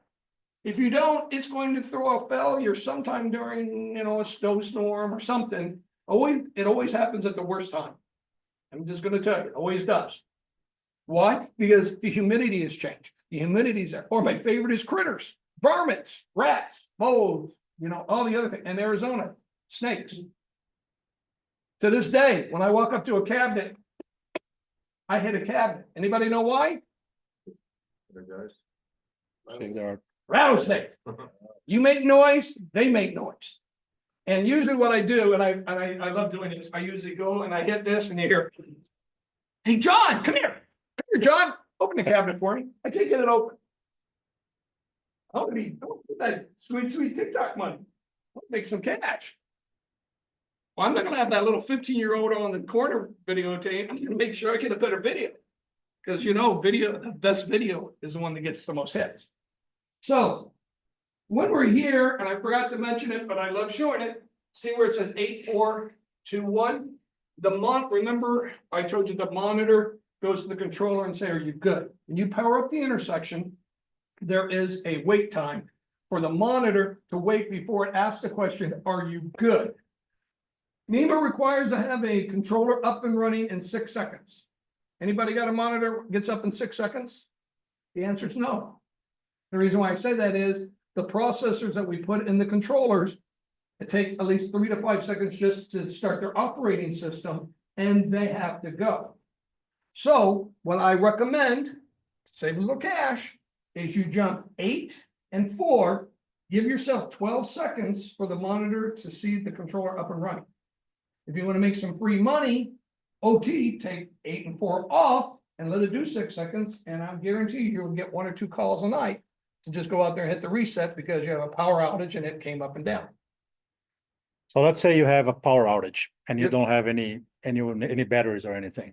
When the controller comes back and you put for yellow on the main road and red on the side street, what happens as it's booting up? What happens on the indications? Okay, so on the monitor, it's going to give you a countdown. And it's going to start with 6. If you have none of these jump, it's going to start at 6. It's going to say, and it really doesn't start at 6, it starts at 6, but it's going to start 5, 4, 3, 2, 1. Yeah, then the controller on pin small t better be flashing high level, going up, down, up, down, up, down, 1 0 1 0 1 0. If that happens, the monitor will say you have control, start your startup command. Monitor does only one thing. It controls the intersection and flash and make it safe, but once it yields that to it, the only thing the monitor is doing after that is looking to make sure that the controller doesn't malfunction. Or the controller does something to put the intersection to a malfunctioning state. So let's talk about what's going on in the controller. The controller, and I'm going to call him Bob because I don't want to specifically talk about any different controllers because they're all different. Bob, our controller, usually is running Linux. Linux takes 3 to 4 seconds. Now, Bob, if they're smart, they're gonna take the TT pin, the small T pin, and start going, as soon as it gets energy, it automatically starts going 1-0-1-0-1-0-1-0-1-0. That way, when it gets past to the 7-second mark, the monitor say, "Are you good?" And then it says, "You have control." So the software should, at that point, say, "I'm still not up and running. I'm just gonna do all reds." So it'll do all reds before it's ready to start the startup command. Okay? So then, once it gets to the startup command, depending on how the startup command is, most agencies go from all red for a period of time, hopefully no more than 6 seconds, and then starts to do colors, green, yellow, red. But those 6 seconds are programmed on the controller, correct? Yes, So you have to be careful with And that. some of them, and some controller manufacturers have a standard, they will always do 4. And you can go to 6, or they'll let you go, I think they give you at least 2 seconds no matter what. Okay, now, after that happens, then you're gonna go to all red. And you want that to be a period. I recommend not going anything over 6 seconds, because the reason I say that is we sat in a room of people and we found out if you see a red for more than 6 to 7 seconds, you're gonna start doing the stop and go thing. I But, go, you go, I but- go, you go, I go, you go. but 2 seconds is too short, right? Yes, 2 seconds. Because is if too you have a short. large intersection and you already have a car in the middle of the intersection, you can go Right, and and the give the 6 driver. "Hey." seconds will allow any car in an intersection, I don't care how big or wide or whatever, 6 seconds you can clear an intersection. So if you're in a car, and of course, I'm telling you all of this, but not one driver does this. I mean, they don't have a clue. They're in the middle of the intersection. I've been waiting 20 minutes to go through this intersection because it's in flash. And now it goes all red. Oh, heck no, I'm going. Even though the green's gonna be there in 2 seconds, they're gonna go. Or really what it's there for, as you said, to clear the intersection. 6 seconds to clear the intersection. Once it does that, then it does colors. Any questions? And as I said, it's all control. If the controller doesn't do that, I'm putting it in the flash. And I'm getting a train tech, if it's a latched flash, that means a technician has to go out there, go to the monitor and fix it. And pushing the reset is not fixing it. Fixing it is figuring out what it is, then push the reset. If it is pushing the reset because it was a power outage and the time wasn't there, cool. The odds of that. If you put the 12 seconds, I guarantee you, and people say, well, that's more than 6 and all that. No, because the monitor has not given up the intersection. Yeah. Until, I mean, so in the 12-second setup, it'll go 11, 10, 9, 8, 7, 6, 5, 4, 3, 2, 1. Are you good? Not only is the controller good, it's already ready to run colors. So it'll do the 3-6 seconds of red or whatever you have it set at. And it goes right into green, yellow, red. Gotta mention that because I forgot to mention it in Johnson. So mention to the guys in Johnson and watch the video. Hey, so we put that back in, put it in wrong. That's the other thing is you can't put this in the wrong direction. Push, hit the reset. Now, what stinks is I pulled the program card out. We're in the middle of programming that intersection, so we did not set. We're gonna have to go back to red fell. We're gonna do this real quick. To the red, go here, we're at K. It remembered that we were working on K because we pulled the program card. We haven't really said anything, so I'm gonna go ahead and go select. It shows me that on is there, so it remembers some of the stuff, but I always like to mention, if you pull the program card doing anything, make sure I usually would start over. Next, I want to show you it says off. We're going to hit exit. And now remember, this is the red yellow. So it will default what we think 99% of the people are going to do. Most people don't do an advance warning sign or whatever. Because remember, you might have other things out there and you can use these phases. Or really the channels, red, yellow, green on other stuff. Because since you're doing the overlap, you really can't do anything else. That's the other thing I want to make sure you understand. You do flashing yellow arrows, you only have 4 ways to flash or 4 channels to flash. You can't flash the left turns and then flash the right turns.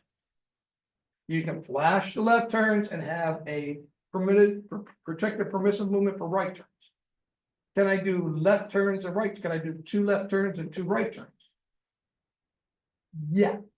What the understanding is the left turns are on north-south and the right turns on the east and west, it's flashing. And east and west is PEDs or protective permissive, and north and south for right turns are protective permissive. Does that make sense? If you want to do more than 4, there's a thing, and I'll show you, it's really cool. On an ATC cabinet. Will we ever do more than 4? No. We give you a solution, it's called the ATC cabinet.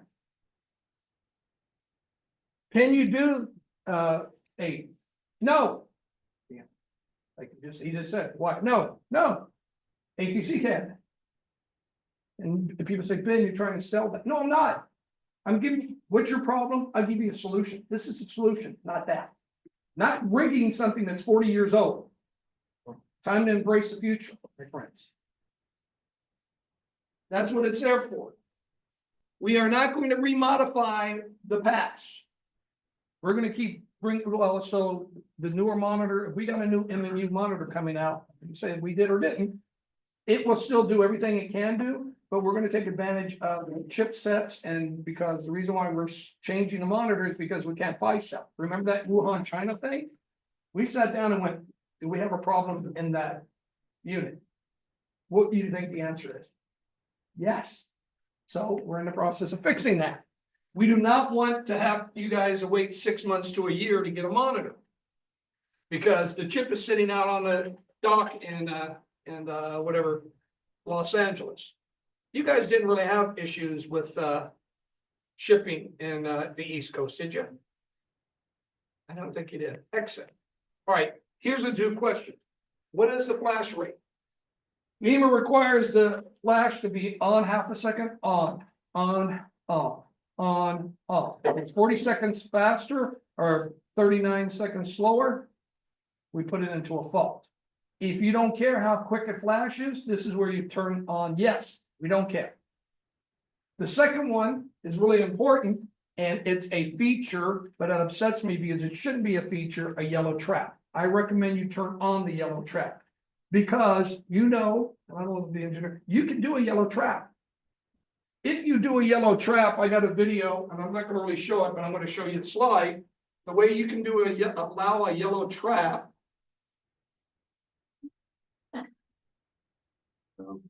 So,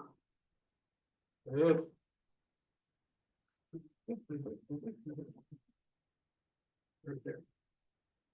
You see that sign? Oncoming traffic may have an extended green, meaning that if I'm in a left turn and it turns yellow, you assume the opposing straight through has a green, correct? Or not a green, a yellow. In this case, no. This is a lagging left, and this is what NEMA used to do because this is the only way we could do it. Well, guess what? Technology is wonderful. We came up with a way to make the monitor make sure you don't have a yellow trap. So you as an engineer, you as a technician don't have to put this sign up. How many people understand the sign? No, nobody. I didn't realize this was an MUTCD until like I put in flashing yellow arrows in the city of Chandler 10 years ago. I didn't realize, and I'm 40, been doing this for 43 years. I didn't even realize this is an MUTCD and MUTC manual. I've had guys come up to you, you're kidding. Yes, go to the, was it 11 now or 12? I forget what the MUTCD is. It's in there. I'm on that committee. I'm on the committee to say, no, get rid of it. Technology is here. All of our monitors do it. The controllers can do it. Let's just make this go away. Because our driving public have no clue what this means. I haven't seen one of these in a while. If you know of one, please let me know.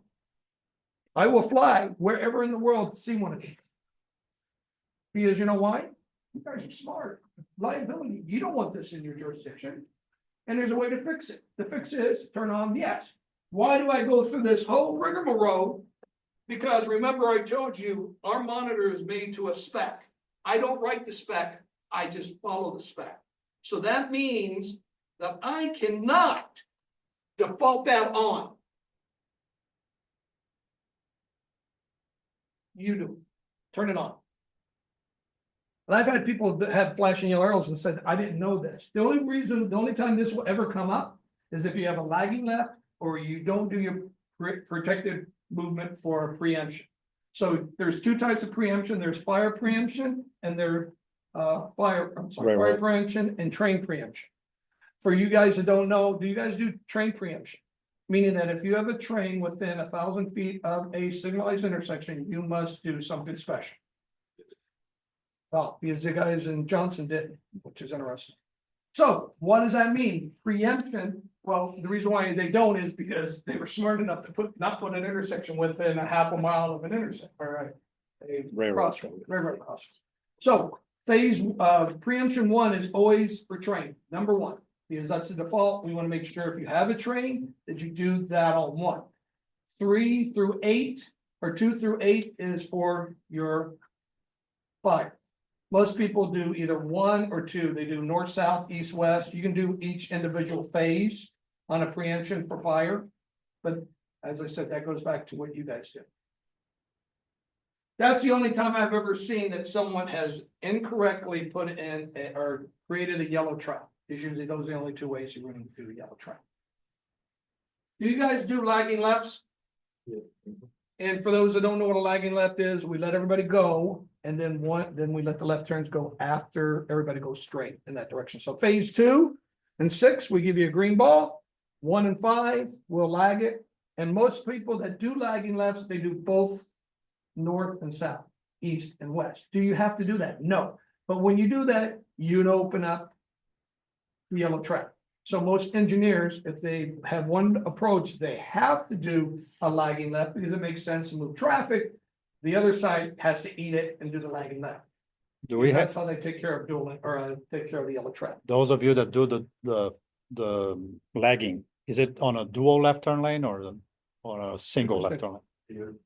What? Both.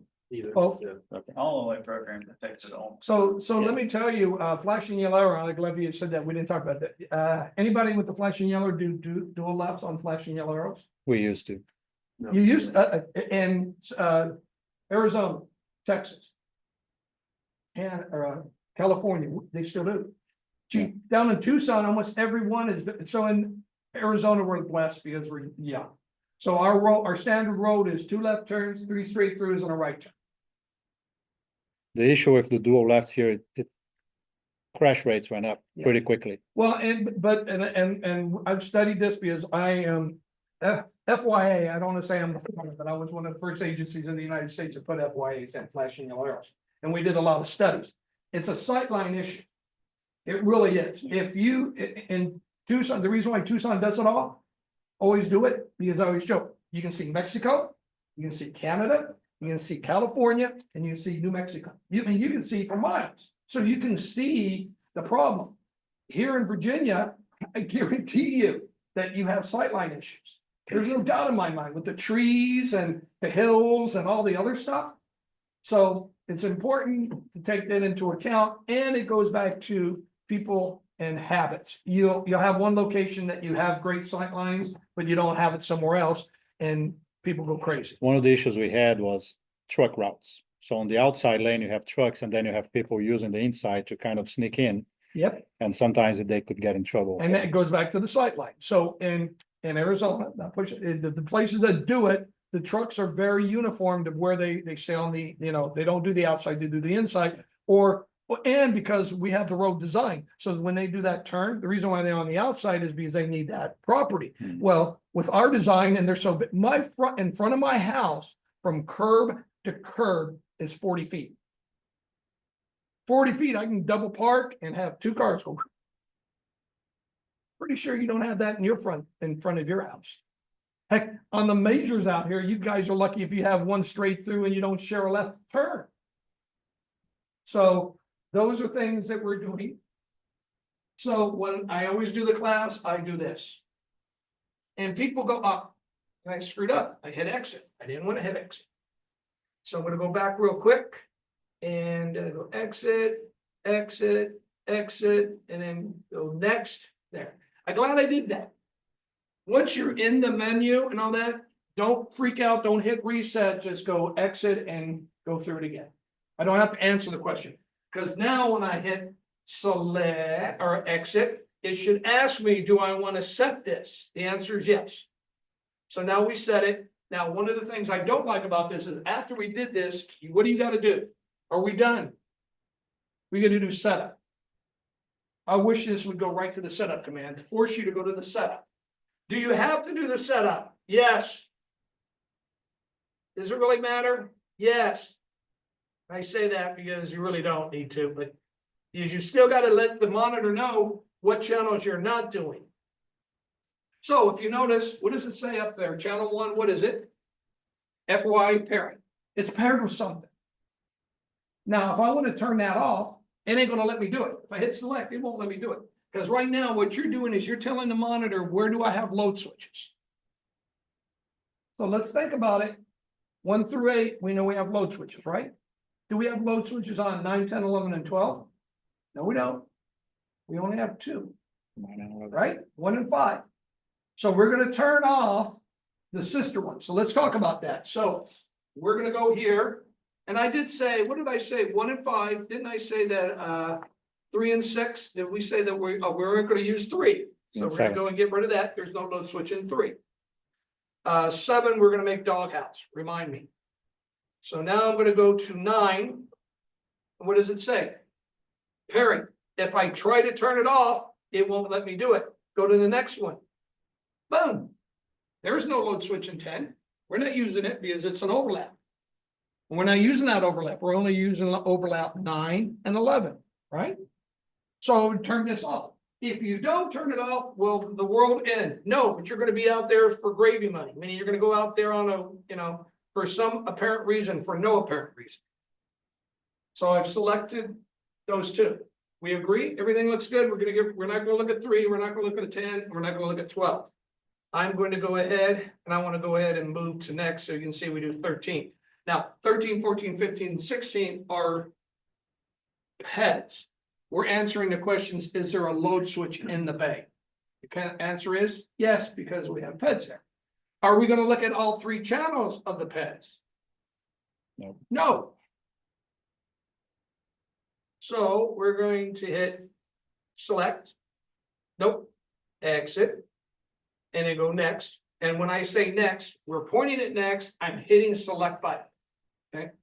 Now it's going to ask you, do you monitor the don't walks? What is this doing? In TS1 world, we could not monitor the don't walks. It just couldn't be done. And then we became educated. We have new technology and now we can. So the answer to this question I always say is if I can give you something for free, don't cost you nothing, and it's going to save more lives, turn it on. So we're going to say you should say yes to this. But if some agencies say we've never monitored reds, we still got some TS1s out there, we're not going to monitor reds, the answer is no. This isn't your selection, it's theirs. The city should have a policy to say this is what we do. I'm going to say yes because I always say if I can give you something for free and it makes your life better, use it. Now we got to say where our PEDs are. If I try to put my PED on 1, select, it won't let me do it. Remember, this is why you do the FYA first before you do the wizard. Because you can do stuff in the wizard, and then when you go to the FYA, it's going to say, well, you can't do that. I go, well, I don't understand. Why not? Because we didn't program the software, because the software is programmed that you did this first and then this. So that's why it's important to do the FYA if you do FYA. So we get to 13, 14, 15, and 16. If I answered no, this would not illuminate. The reds would not be on. But now we said yes, we're looking at the red output and the walk output, the don't walk and the walk. The flashing don't walk is looked at also. Any questions? Clear as mud. My favorite is if you don't have, there's some agencies that you don't want someone to make walk on a certain phase because heavy traffic, sight line, all that stuff. If you don't have a head, don't turn on the load switch and don't put a load switch in.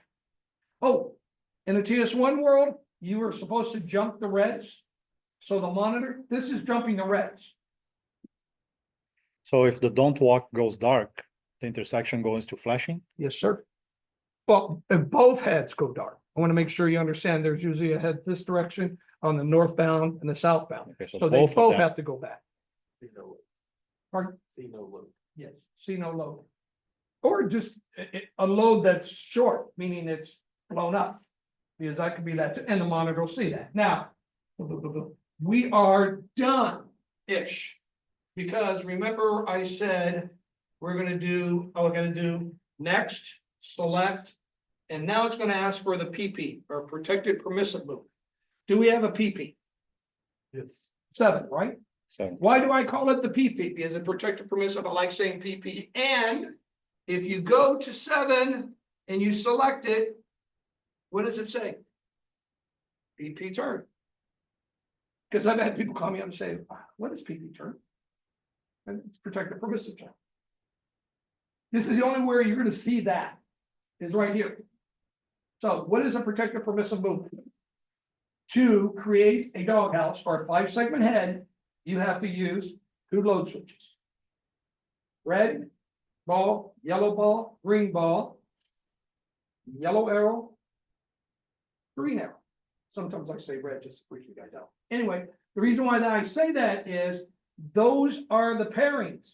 So 2, 5, 6, 1, 3, 8, 4, 7, right? And people go, and then my favorite, I have engineers say, why do I should ever do flashing yellow arrows? Because you don't have a truly protected permissive loop. You'll let the left turns go. You'll let them permit to make the left turn, but you can never stop the left turn. What does that mean? The reason why you put a 3-segment head or a protected movement, red arrow, yellow arrow, green arrow, is because there's no gaps, or you have idiots that don't know how to drive. Because someone got in an accident, you put that up there so people don't hit each other. So with the flashing yellow arrow, one of the first things we did is we replaced everything. We only had 2 heads, red, yellow, green, and a 4-segment head. As an engineer, now I have complete autonomy and control, meaning I can go to in front of a school and high school Friday night, and I can sit there and load and unload a parking lot in less than 4 cycles. You're going, why? Because I'm having everybody turn into the park, go to the game, and then a couple hours later, I have them all come out. I can do it in 4 cycles. And people go, really? Call me up, I'll show you how to do it. It works. And it also makes it where it's protected. I don't want someone to make a left turn opposing when I'm flushing or doing it. The FYA has given people 2 days back in their lives. Because now they're not waiting for a protected movement where, they just missed the green arrow and now they have to wait a whole cycle. I have documentation showing that we save 2 days in your lives. You waste that much time sitting at a doghouse or a protected left turn. So do we have anybody here using the flashing yellow arrows? Yeah, the guys over here. Can we they're- talk a little bit about that length of the red clearance The red clearance. or the going from the protected to the So flashing yellow? you always go from, and I always say, it's not really as much as the red is also the yellow and red. So let's talk about when you go from a permissive movement, a straight through movement at a green ball or a flashing yellow arrow or a green arrow, that's permissive, meaning that you can't go from that to red.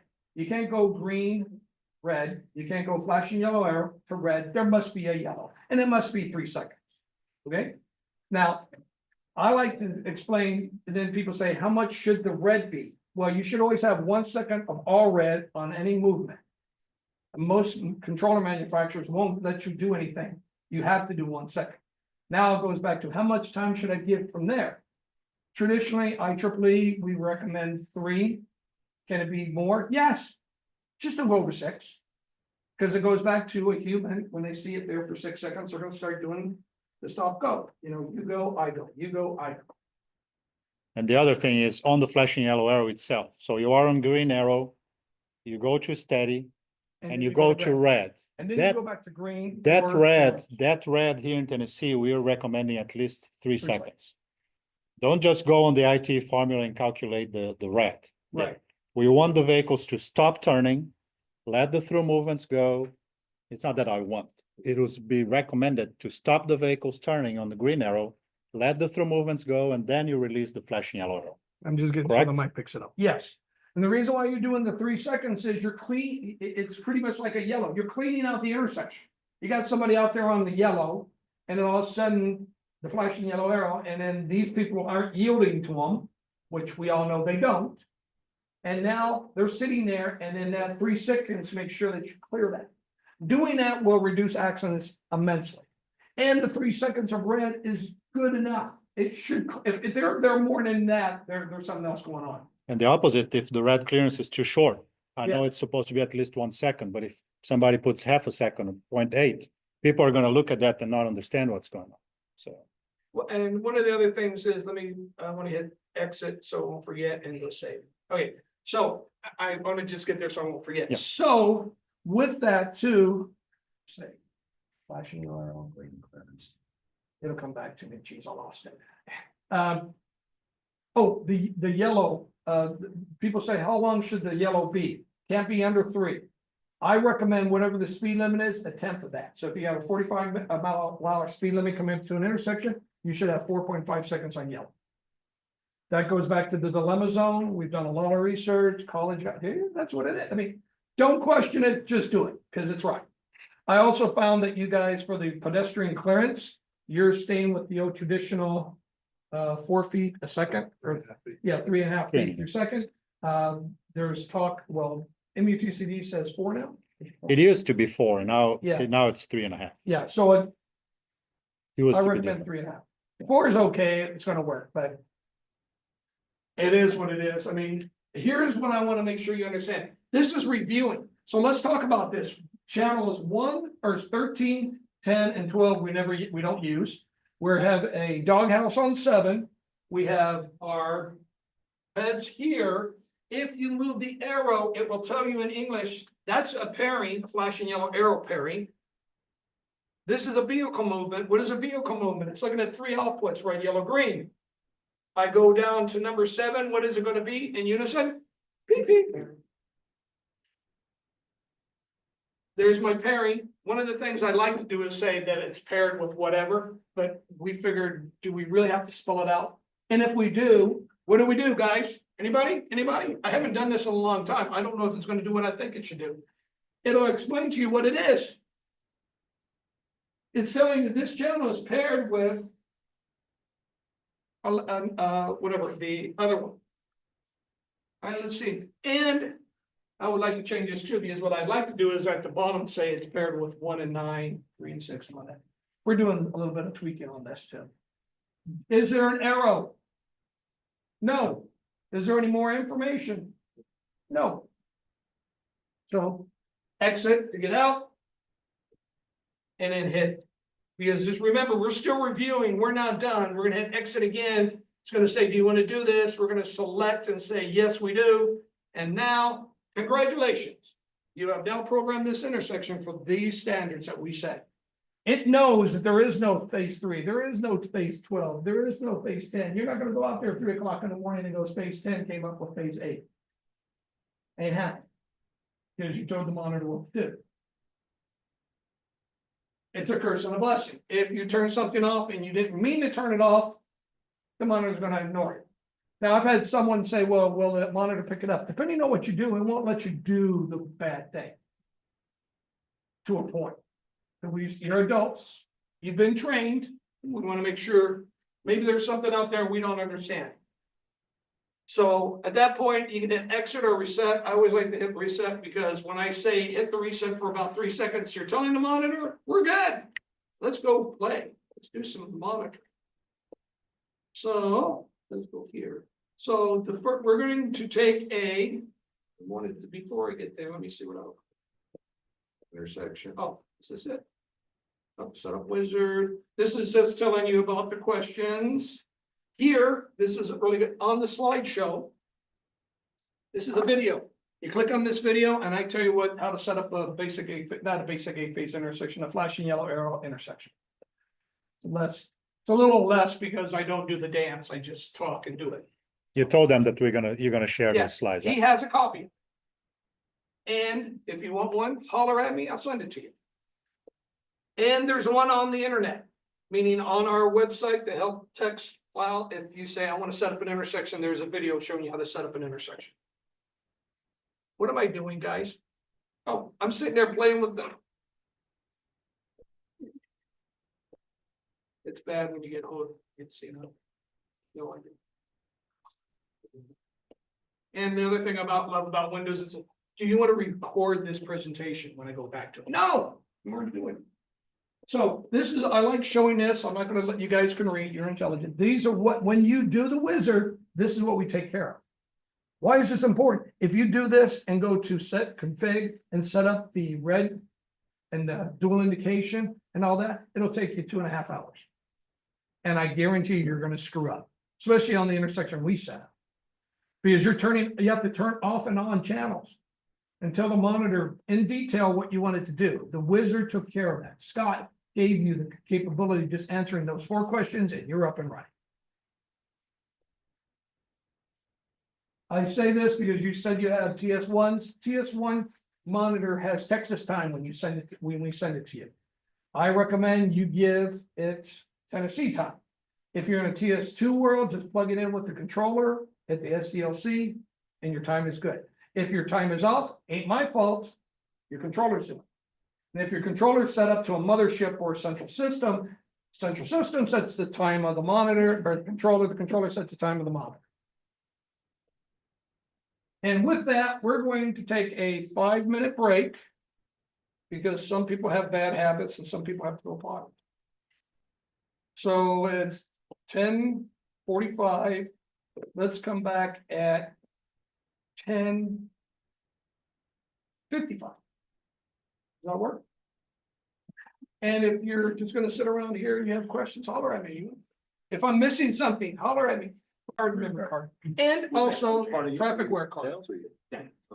All right, just, Okay, I think we're back now. Hopefully everybody's here. yeah, let's get back. The only thing I forgot to say earlier, this is a TTSUG, so Tennessee, a TDOT, Traffic Signal Users Group event.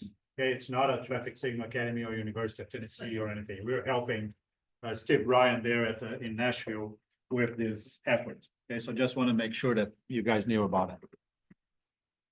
Well, he said it, but I also want to thank UT for bringing me here. Temple and also Trafficware. We've got a couple of things during the break we talked about. I want to make sure we don't miss. Number one, back in the day, if you had a problem with a Reno or Everly monitor, or even a Temple monitor, you would send it back to the manufacturer. No, you got to go through Temple. Got to go through a distributor. No more sending back to Everly because Phoenix is not there and we ain't going to take it. Give it to Temple, or your OEM, your controller. So if you have McCain, the Trafficware, that's how you get it. If you don't know how to get it back to us, holler at me and I'll tell you who to call. What I mean, holler at me if you go to our website and hit RMA. There's, I believe we've included on the website now, when you hit RMA, it'll tell you how to do an RMA. Because it's a new fact, as I said, new mommy, new concept, doing that. Number two, program card. The program card has one feature, and we didn't even talk about it. To do conflicts. Remember, I told you I got you a cool feature. It's called program feature, memory feature, right? This is the Everly one. It's black and it's small with a dial. The Reno one has different chips. Can I take this and stick it in an Everly one? Yeah, if I just want to do conflicts. If I want to do any memory stuff, you can't do it. Same thing with this. You can't go that way. Makes sense? Trafficware, same thing. Trafficware does not have the memory feature. Can I take the Trafficware program card and put it in and do conflict? Yeah, all day long. It'll work for the conflicts. It won't work with the memory. I recommend if you have some 516s, right? I always say sometimes I say 520s, 516s.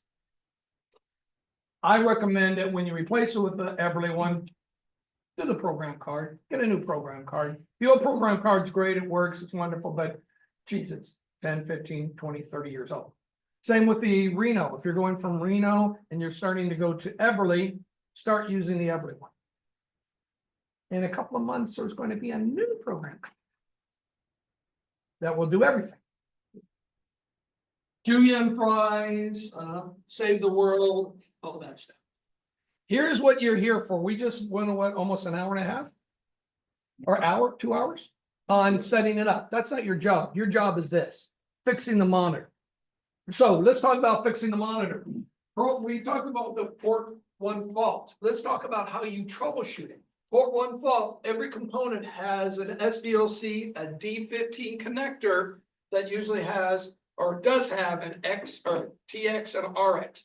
You should see twinkly lights, meaning we're talking. The only one that doesn't have twinkly lights, anybody know what component doesn't have twinkly lights? The controller. The controller usually doesn't have a transmit receive. But they do. You go to the display, all the controllers have it set up where you can go to communication, BIU or SDLC, depending on what they want to do, and they will say. And it just goes off and on, off and on, off and on.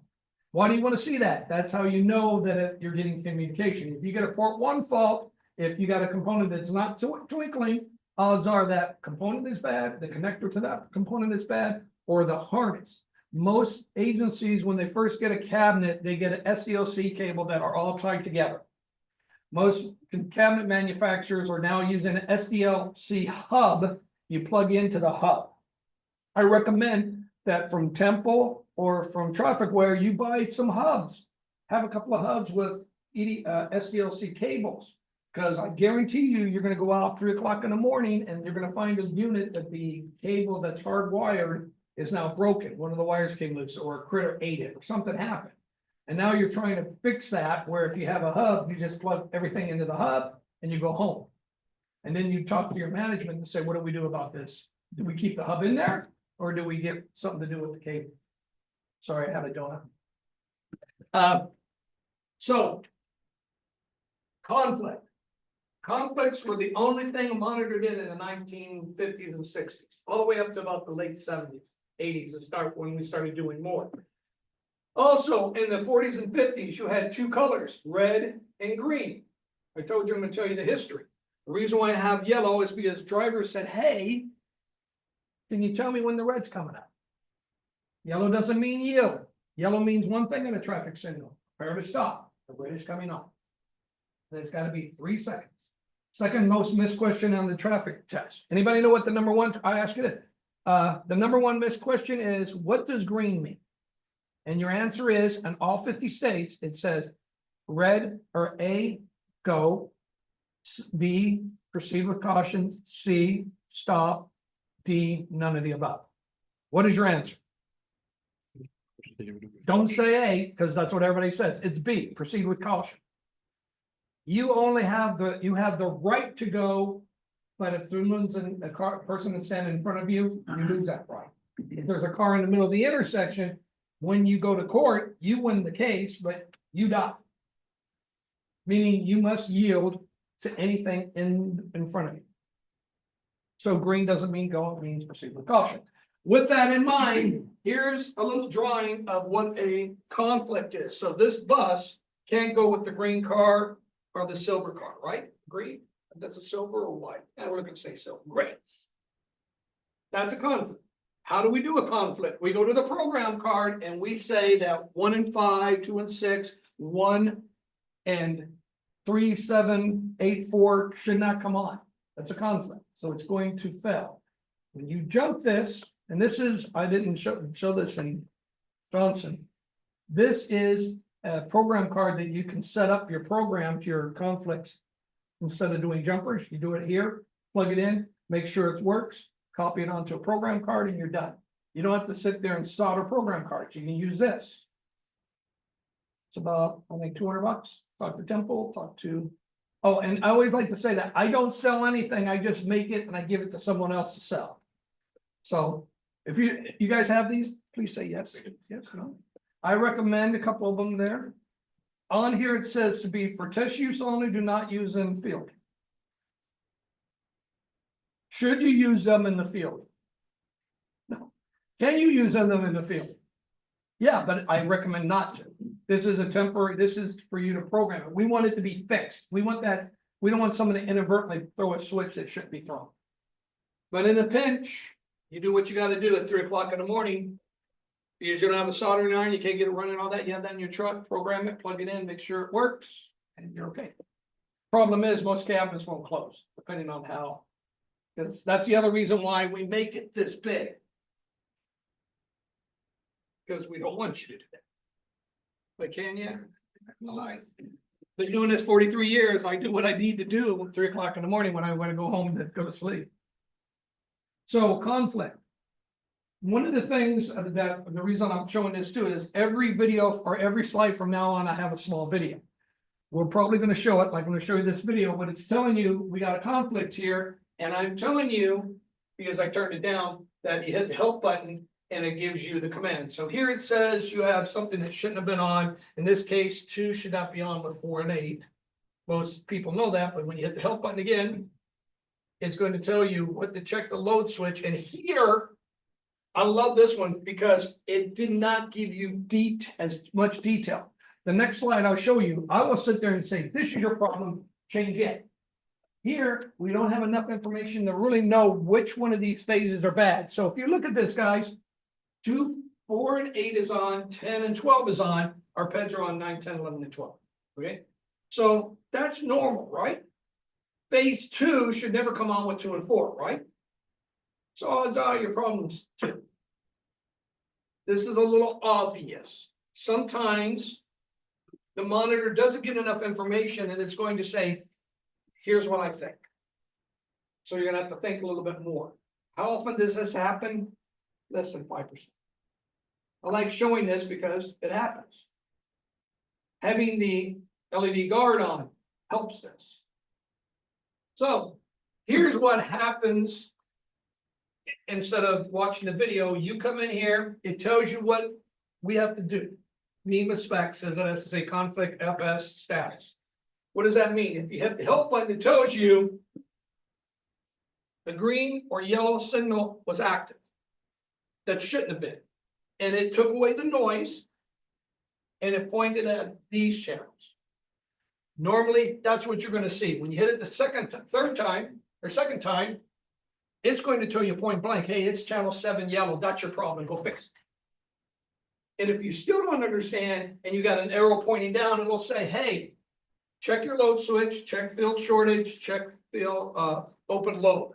Open load is where a wire is disconnected from the terminal bus. How easy is that? It's sort of like fix 7. So from now on, did I? It's all good. Go ahead. All right, no, I want to make sure if I have to go back, I can too. No, you're good. So from now on, we're going to talk about all the failures. Remember, I told you originally a monitor. So anybody got any NSMs? Anybody? Because if you only have NSMs, you can now leave. Because that's all what an NSM would do, was conflict. We added new features and more features. This feature is called red fell. Red fell is when you have an approach that is dark. If the approach is dark, the monitor will trip and put it into flash. Guarantee you it's going to flash reds in all directions. Because when you have a red fell, it's always in the cabinet, number 1. Number 2 is red fell has never anything to do with red, usually. Less than 2% is there's a red problem. Why is that? Why is it called red fell then, Ben? It's because back in the day, remember I told you 2 indications, red, green, green, yellow, red, we added the yellow. And then what would happen is, as an engineer, you had only one thing. You would have 4 directions. When someone came up in the northbound, you would give a green light to northbound, not north-south, northbound. And then you would go back to red. And then you give a green to southbound. And then you would go and whip around the curve, right? And then over time they go, hey, well, we should turn on north, south, and east, west together. Well, but before that, remember it's a rotary switch and all that. If you had a red, it would be all red, then it would go to green in one direction. Let's say phase 2's northbound. And it will malfunction. The intersection will go into flash. So the tech engineers sat there and looked at each other. What do we call this? What's going on? Oh, it should always be red. It's a red fell. That's why we have a red fell. A red fell is lack of indication, no indication. It has nothing to do with red and it's not really felling. But back in the day, a good operating intersection had reds in all directions before you move. So that's where we came up with the word red fell. Why do I bring this up? In a TS2 cabinet or an ATC cabinet, There is no red fell indication. We have finally done what we should have done 40 years ago. Lack of signal. That's what it says. You'll never see a red fell in an ATC cabinet because it doesn't exist. There is no red fell. It's called lack of signal. So that's what a red fell and NEMA, Caltrans, all the old stuff is going to be called red fell. The other thing is we, the manufacturer and technology, if you get a red fell, we know it's in the cabinet. So what is the in the cabinet? You have a terminal bus that goes out to the field. There's screws on the bottom and screws on the top. Everything from the bottom down, the terminal bus down, is in the field. Everything from the terminal bus up is a cabinet. So if you want to do a red fell in a lab, you take the wire that goes to that terminal bus on the top and pull it, it's going to say red fell. If you put it back in and take that same wire that goes to the field and pull it, guess what it does? Anybody? Dual indication or conflict. It'll never say red fell. You're going to say, but Ben, it's the same freaking point. Meaning we have a way to figure that out. If you want to, I got a paper to explain how we do it. But bottom line is, you know, if you get a red fell, it's going to be from the terminal bus up.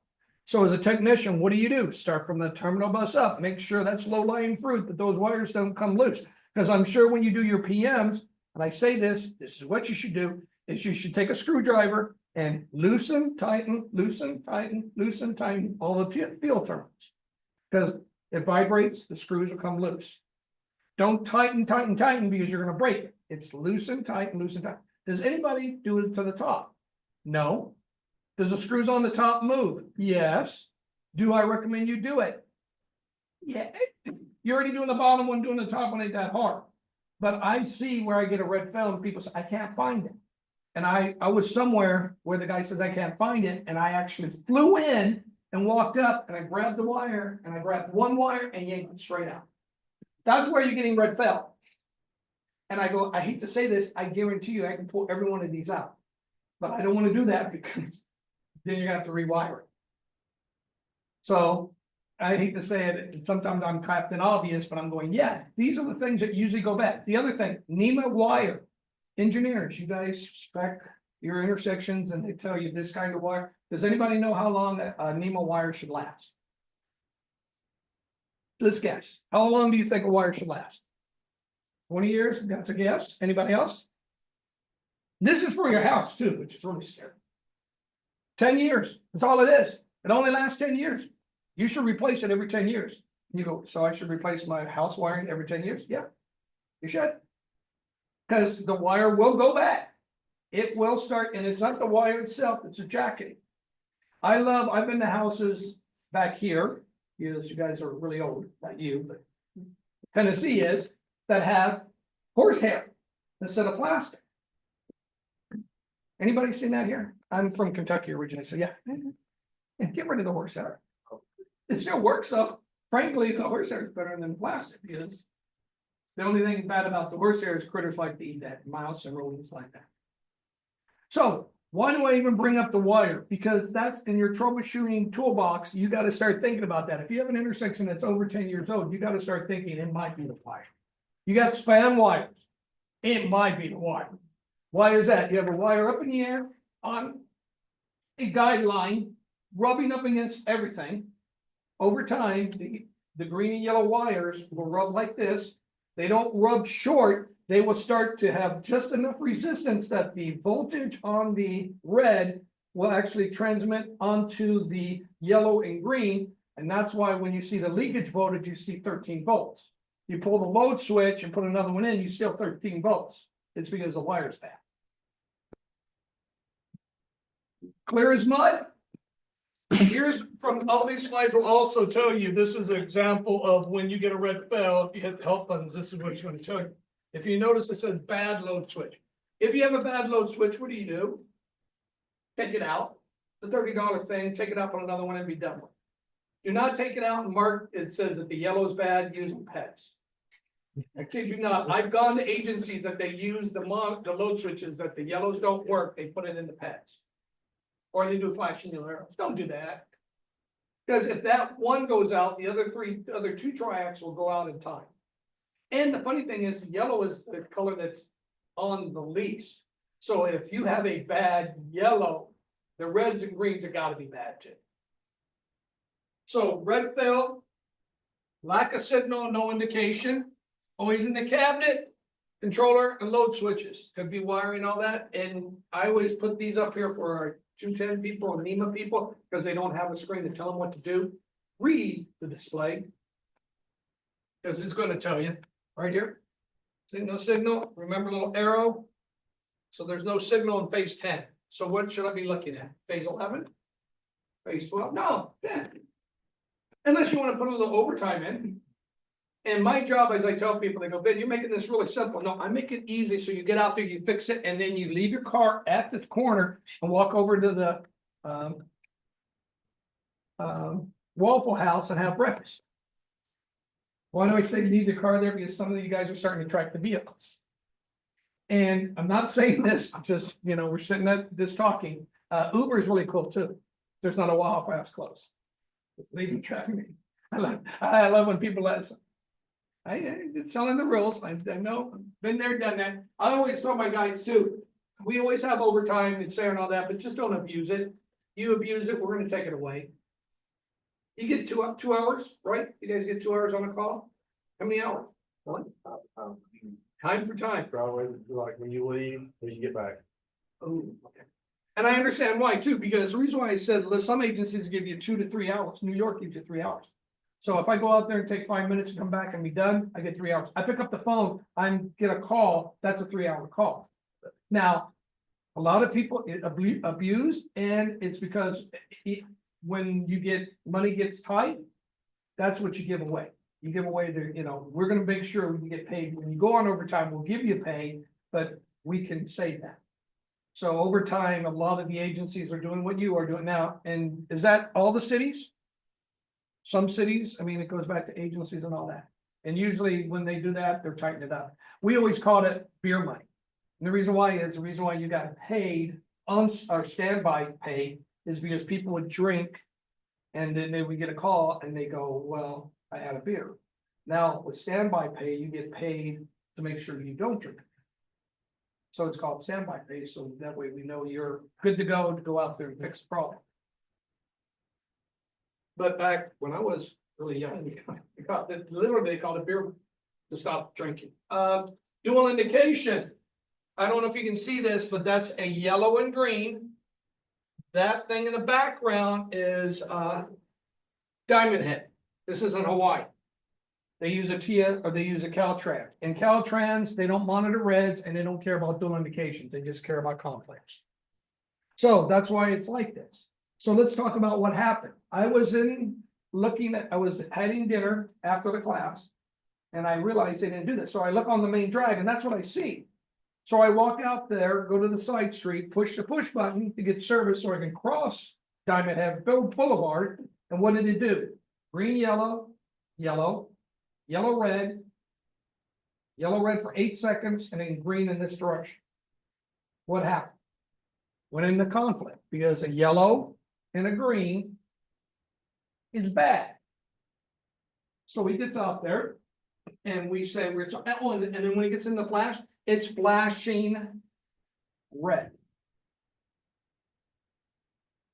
It could be where it was yellow and flashing red. It could be flashing yellow, but it was just flashing red. So the reason why I say that, when he got out there, the yellow was stuck on, meaning that the triac and the load switch was in the on position. So anytime it was red, yellow, green, yellow was always on. So as soon as it went in the flash, it went to that circuitry where it goes with a flash command. And remember what I told you, when you go to the flash, it's all reds. So the problems in the cabinet. If you have a short in the field and it's flashing red and yellow, or it's solid yellow with a flashing red and you see it in the field, it's not in the cabinet. Now, what they did was he said, well, we were talking, he said, well, and we talked it through, and he said, it's in the cabinet. Cool. Okay. So what he did was he pulled the load switch out of 2 and put it on 4, and it followed. So it ran 2 and 6 normal, and then went to 4, which is side street. It had the yellow on with the green. So you knew it was a load switch, check the load switch, put another one in, up and running. Before he left, I said, well, remember in the class, you guys said you're gonna start monitoring dual indications, cause it's free. It is a feature in your world, but it's a feature you want, so go ahead and turn it on. The other thing that I haven't mentioned that he didn't do, but I always tell people, when you go out to an intersection and flash, what's the first thing you do? When you get to a cabinet, you open it up. What's that? Panic, yes. Call the supervisor. Put it in the flash yourself, manual flash. Why? Because now you're in charge. If you leave it in the monitor, if you start working with something and you get it to work and the monitor goes, oh, we're good, we're running colors. I've had guys being up in a bucket truck and they find a short in one of the heads, they take the short out and all of a sudden the intersection, we're good, let's run colors. And you're 35 feet up in the air with 18 wheelers going 45 miles an hour under you. Put it in the flash, fix the problem, take it out of flash. When you take it out of flash, look to make sure what you can do. Try to make it as safe as possible. State of Arizona, we require a cop. If a traffic signal tech is out there, a cop is out there. Meaning that when that happens, I pull it out of flash, I go, hey, officer, whoop, stop everybody. Cop goes out there. Yeah. And he goes. And the technician takes it out of flash, it goes all red. By the time the officer walks out, 3 to 5 seconds, it's doing colors. Now, I know in Tennessee, you don't do that. False windows are red. So what I recommend as a technician is just try to do the best you can to bring it out of the flash in the safest way you can. Don't let the monitor make that decision, you try to do it. And my favorite is I had guys who go, okay, truck running, you do what you want, but dual indication. Same thing, help, it's gonna tell you, if you notice right here, what's really cool is it tells you, okay, the red is on all the time. Does anybody know what the problem is? There's no load on the red. The red wire came loose. And I could tell by that because anytime there is no load, the monitor will always think the intersection's on. If you have a floating ground or a ground that's not connected, that's the next thing I look at. And it could be up in the head, could be on the side mount, it could be anywhere where your terminals or the wires are going. So on your wires, do you go from terminal bus to terminal bus at the head? Or do you have a side one, or do you do splicing on the pole? Splicing on the pole. I recommend that you put a terminal bus here, and on the pole, you put a little box with the terminal bus, bring all your wires here, and then bring all your wires up and down from that terminal bus. You do that, it's gonna reduce about 40% of your cost. Because now you have a controlled environment, this is above the floodplain, no water, no critters. So if you have it here and here, and then you take these wires and go to your heads, you're great. If you have a problem with the wiring, it's always here, you know, very seldom where you have problems from here to that main run, because that main run is usually going to be 25 pin NEMA or 25 wired NEMA that has a gel and a bunch of other protective stuff. I've told people that and they go, wow, we do that in Arizona and it works like a champ. And we are some of the worst in the world because we go from, 30 degrees all the way up to 125. And you do that on wire over time, it will, the jacketing will break. In the summer, not summer, June, July, and August is when we do most of our PMs. I always tell my guys to go to one of the A posts, one of the small posts, and grab the wire and do the shake. If it shakes and it snows, cut the wire, because it's A post, just one indication, and let's pull the wire. We even have it where we pull the wire every 10 years. We have it in the contract or in our budget to do that. Talking about that, how many people have a maintenance budget? A true maintenance budget, meaning that you do something, not that you pay for on-call. Because most of the time when I say maintenance budget, they say, yeah, for on-calls. No, I'm referring to basic maintenance. Replace your monitors every 10 years. Do wiring. Change out cabinets. You've got a cabinet that's 30, 40 years old. Guess what? The wire in that cabinet's 34 years old too. It's not a good thing. Be proactive, but that I know that's like preaching to the choir, but and the people you go to is not your engineers. You go to the city attorney and say, hey, there's a liability here. One lawsuit to take care of us rewiring the intersect or rewiring the city. Because a typical lawsuit can be $2 to $3 million. And then and I've had people say, well, we don't have a lot. Yeah, we have more than you think. If you get a lawsuit, would you tell everybody you got a lawsuit? No. I say that because I'll be in a NEMA class or ITS convention and all that. And I go, everybody raise your hands if you had a lawsuit in the last 5 years. You know how many people raise their hands? Nobody. Because they're not going to admit to it. And I said, I know that going in, when I ask you this, if I have, I wouldn't tell you. I'll tell my friends, because I was joking with the guys at break. I just want to be more litigious than the city next to me. Because if you're more litigious than the city next to you, you can go, hey, look, they're in Bob's city. Because lawyers look for low-lying fruit. They look for the quick buck. Clearance. Clearance goes back to you must have a yellow before a red. It always should be 3 seconds. If it's less than 2.7, we're going to put it in default.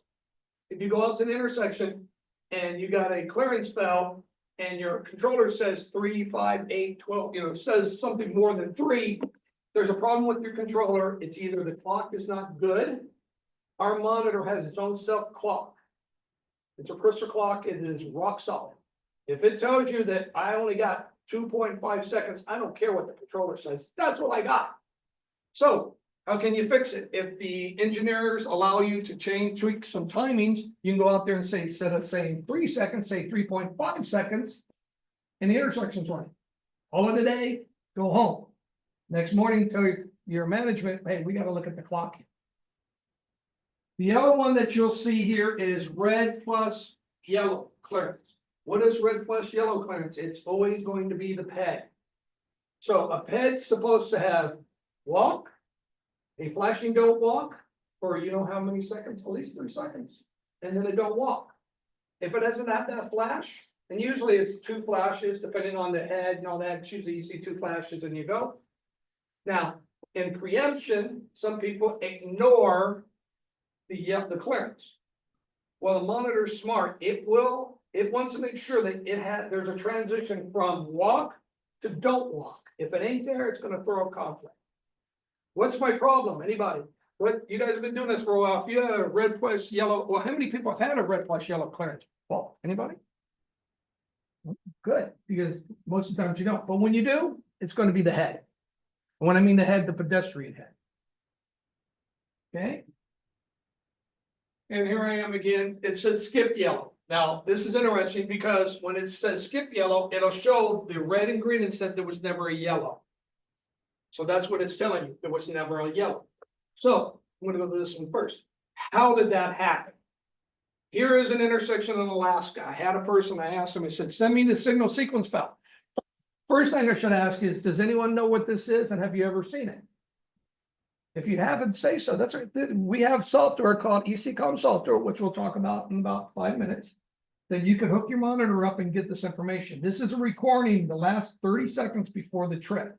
So the monitor tripped here, a half a second of all red, and then it was hunky-dory. This isn't in Tennessee, but in Alaska, they do the same thing. They use mode L and L 2 and 6 flashing yellow. Ben, why isn't it yellow? Because it's white to the green. It ain't gonna flash, we're showing you what the terminal's doing, not what the colors in the field are doing. So all of a sudden it goes all red. What can cause an intersection to go all red? Anyone? Preemption. Ding, ding, ding. Well, preemption, but who activates preemption? What component? The controller. And the reason why I say that is people say, well, preemption, well, it won't be the BIU, it's the controller. So here's what happened. We're on a side street. On the main street, we get a preemption. Someone actually pushes a push button for the PED simultaneously. When it does all of that, Bob, the controller, I'm not going to say the controller manufacturer, goes, what the heck's going on? And goes to start up. It says, I'm gonna start from all reds and then go green. Soon as it did that, the monitor goes, I don't care what you. No, you don't go green, red, don't happen. So this happens once every 3 to 6 months. I mean, it was all over the place. The city called me and they had 5 of these because this will record 5 videos, 5 functions. And it was all over the, and it was always side street activation. So I said, okay, send me the logs from the controller. When they showed me the logs of the controller, on the controller, it showed that minor street, side street, preemption on main, push button, activated. If you did it in that order, it would go into a fault. If you did a push button, then the preemption, it didn't go into fault. Milliseconds. Did it really matter? No, but the controller couldn't figure out what was going on, so it just started back to normal. So what was the solution? We figured it out. I was able to reproduce it, give it to Bob, the controller manufacturer, and they reprogrammed it.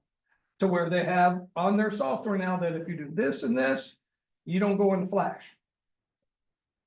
Hey, Ben, since you're talking about logs, can you just mention to them the importance of downloading logs and the crashes and things like that? So we were talking and I asked the question because I know sometimes in the 50-50 shot. The manufacturer of the monitor recommends that you test your monitors once a year. And then people say, well, what does that mean? You don't have to test it with an ATSI tester. I want you to go out, physically take it out of the intersection, bring it back in. You can run it in a controlled intersection for 72 hours. Make sure it runs red, yellow, green in all directions. You're checking all the inputs and you're good. Do you need an ATSI tester? No, you just have to do a test. It can be a human test. But I recommend the ATSI tester because they do a 45-minute test of all the inputs and outputs and they test everything. And it's a third party. And there's a document that you can give to a lawyer and show that you did a test. Now, if you don't do this, this is a bad thing. No, you're just not litigious as your friend, meaning that lawyers will call engineers and say, we want your timing plans and your maintenance stuff. And if they see that you don't do an annual maintenance, they're gonna come and put him or her on the bench and say, okay, here's Everly Design's manual. All their manuals, it doesn't matter what it says on page 3, they recommend you do a test. What's your test? And I've had agencies that we test it, we're bringing it in 72 hours. That's our test. And they go, well, why don't you do an ATSI test? It's a test. Talk to them to Everly. You know, they'll sit me down, they go, that works, it's a test. They're telling you what's good. Prove them wrong. And they'll take the monitor and it doesn't matter. The reason why the ATSI test is nice because it's convenient, it prints it out, so you can do it, you're done. When you do a test or anything, I recommend when you bring the monitor back in, grab the logs out of it, grab the information out, save it. Never hurts, doesn't cost you anything. I recommend that over you don't say you don't have it. Yeah, you do. Because if the monitor's in the field and you get subpoenaed and they subpoena that equipment and they pull that out and then you don't have it, but they do, and they can take it and then delete it and then say it was there, and you go, well, prove it. Go out to there and get it. They go, what? It's not there anymore. Oops. We have documents showing it was there. So it's better to have it than not. And when you do have it and it doesn't look good for you, oops. Have control of the data. Don't let someone go get it, because I've had agencies say, well, we don't do that. And then I go, good. It's just a matter of time. Because the lawyers talk to other engineers, they go to these seminars. I've had lawyers sit on this. When you have crashes at your signalized intersections, go there that you know there is a crash, especially serious crash. Go there and download it. Information. Don't cost nothing. And it's nice to have, because then you have that to take care of. And you have a record showing, oh, we went out there after the crash to make sure that there was no problems. Because guess what? If you go out there and you find out that there was a problem that was because of you, you can be proactive that there won't be another crash. And then at that point, you don't say anything, but when they come to sue you, you go, we settle. There's your money. And I tell people this because most people won't tell you what to do. I recommend, if you settle or whatever, have a plan, have a policy. Oh, we screwed up. So we brought in the manufacturer, and Ben sat and told all my technicians how to set up a monitor. told my engineers how I set up a monitor. Now we won't ever have this happen again, because they know what each button does and how it works. And then the judge goes, really? Okay, instead of $2.3 million, here's $1,000. You did your due diligence, people's stuff happens. I'm not gonna give you $1 million because someone's not perfect. I'm only gonna give you 1,000. And I've told people that, and I know that's happened. I know that the judge goes, oh, you did your due diligence. I've had agencies say I have too many intersections, I only have 3 employees. I can't do it every year. I do it every other year. Just have a plan. I don't care if it's every 5 years. I recommend every year, but I don't know your life. I don't know that you only have one guy and you have 250 intersections. Talking about that, how many typical intersections? If you have any intersections that you maintain, you should have 3 technicians, a supervisor and 2 people. Period.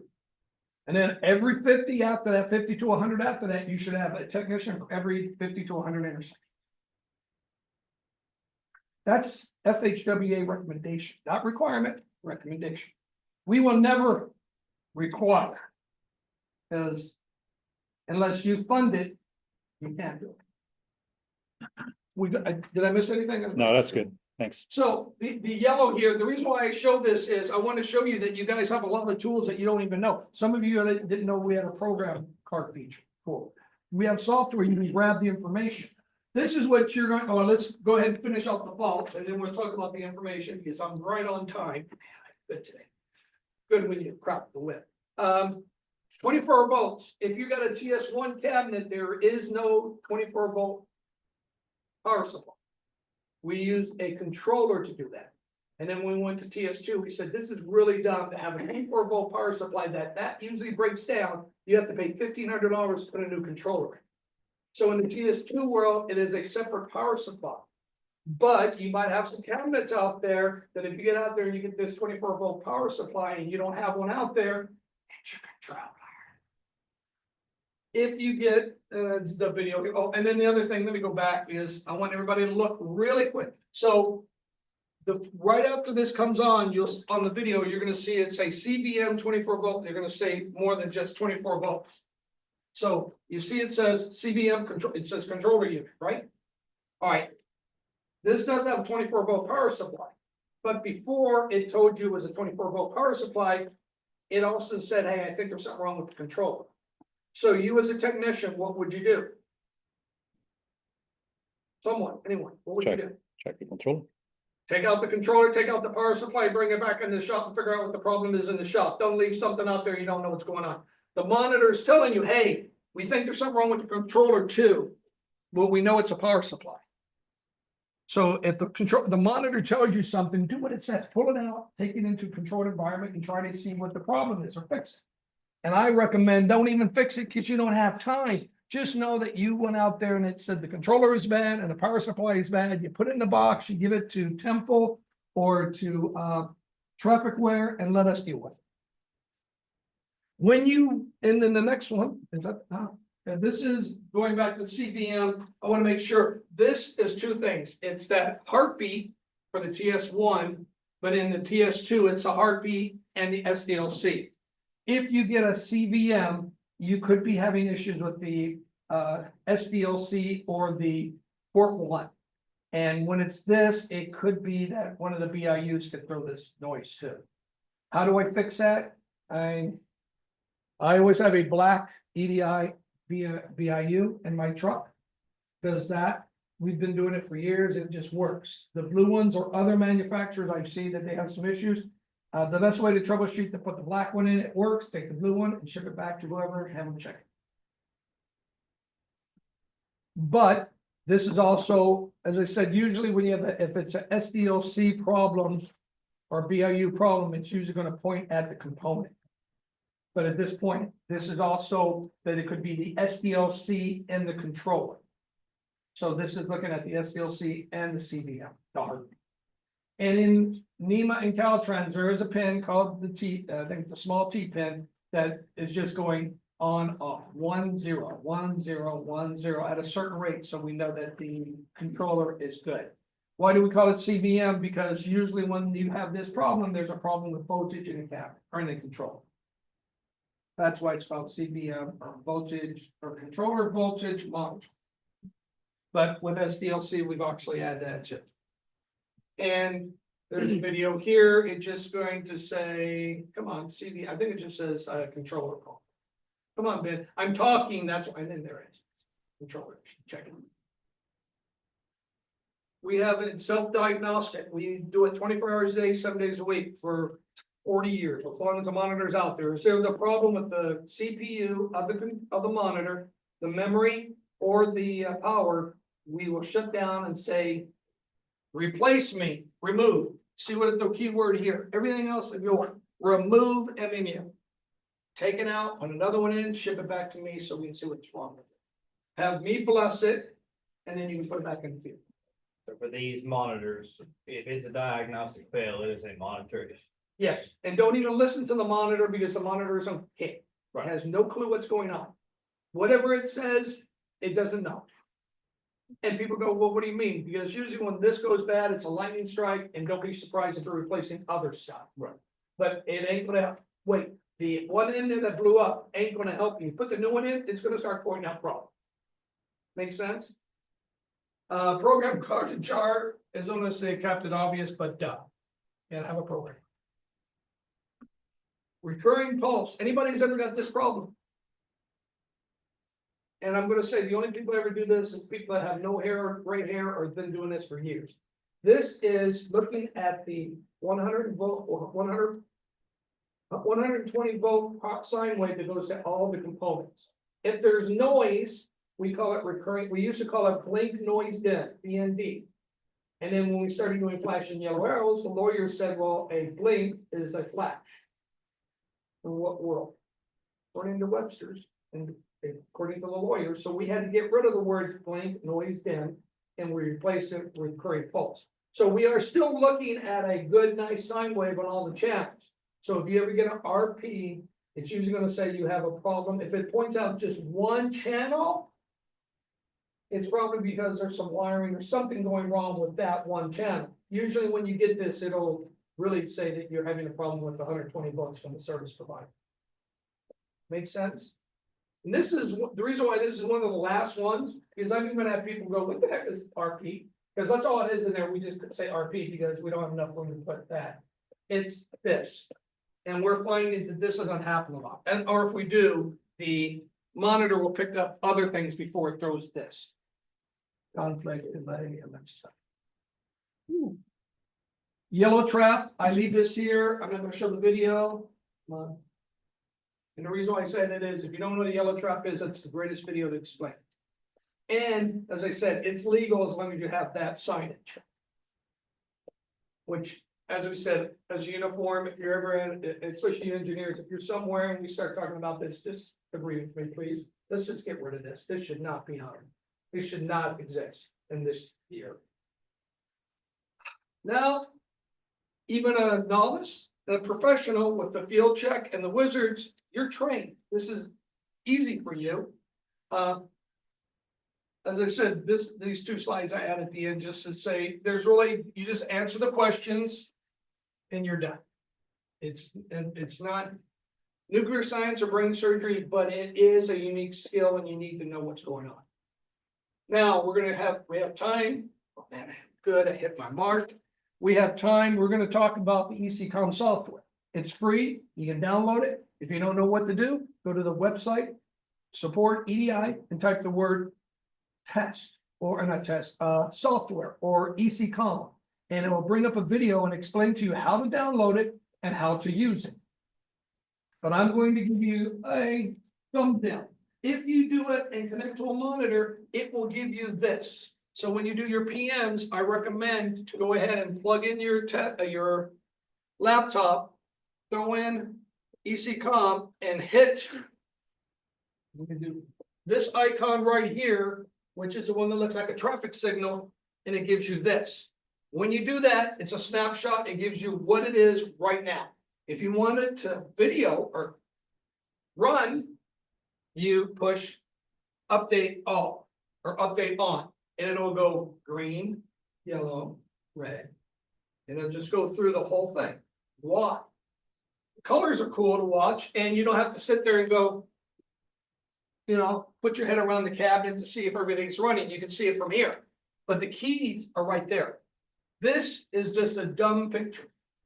That's never gonna look like that. It's gonna have 120 volts somewhere, and those voltages are gonna range from 3 to 9 volts. So in 1 second, you see all 32 channels. So you can look at there and say, I gotta replace this load switch and this load switch, or do whatever. Watch it go through, make sure that you don't have any leakage voltage over 13 volts. One quick screen, boom, you're done. Instead of doing it on the monitor and go channel 1, channel 2, channel 3, channel 4. Because remember, you have to sit there and watch it go green, yellow, red. Green, yellow, red, yeah, those are on order. Here you do it on one screen, and whatever the cycle length is within, let's say you got a 90-second cycle length, in 90 seconds, you know what's going on at the intersection. Pretty easy, makes sense, really good. I love this is my favorite. The next one I love is this here. He just said it. When you hit this, oh, I used to do, I already been here, so I don't do it anymore.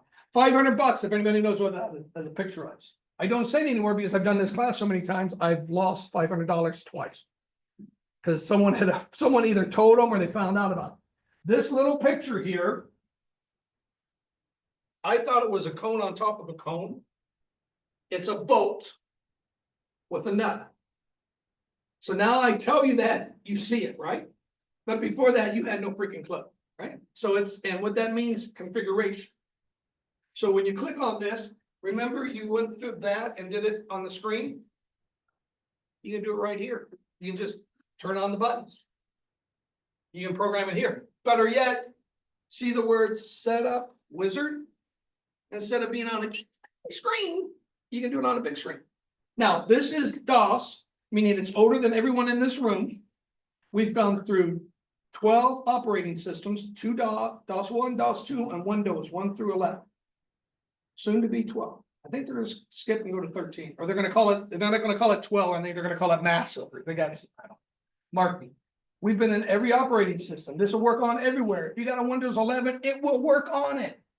But it's going to look like a DOS. Meaning you ain't going to go and make the screen bigger. You want to make the screen bigger. There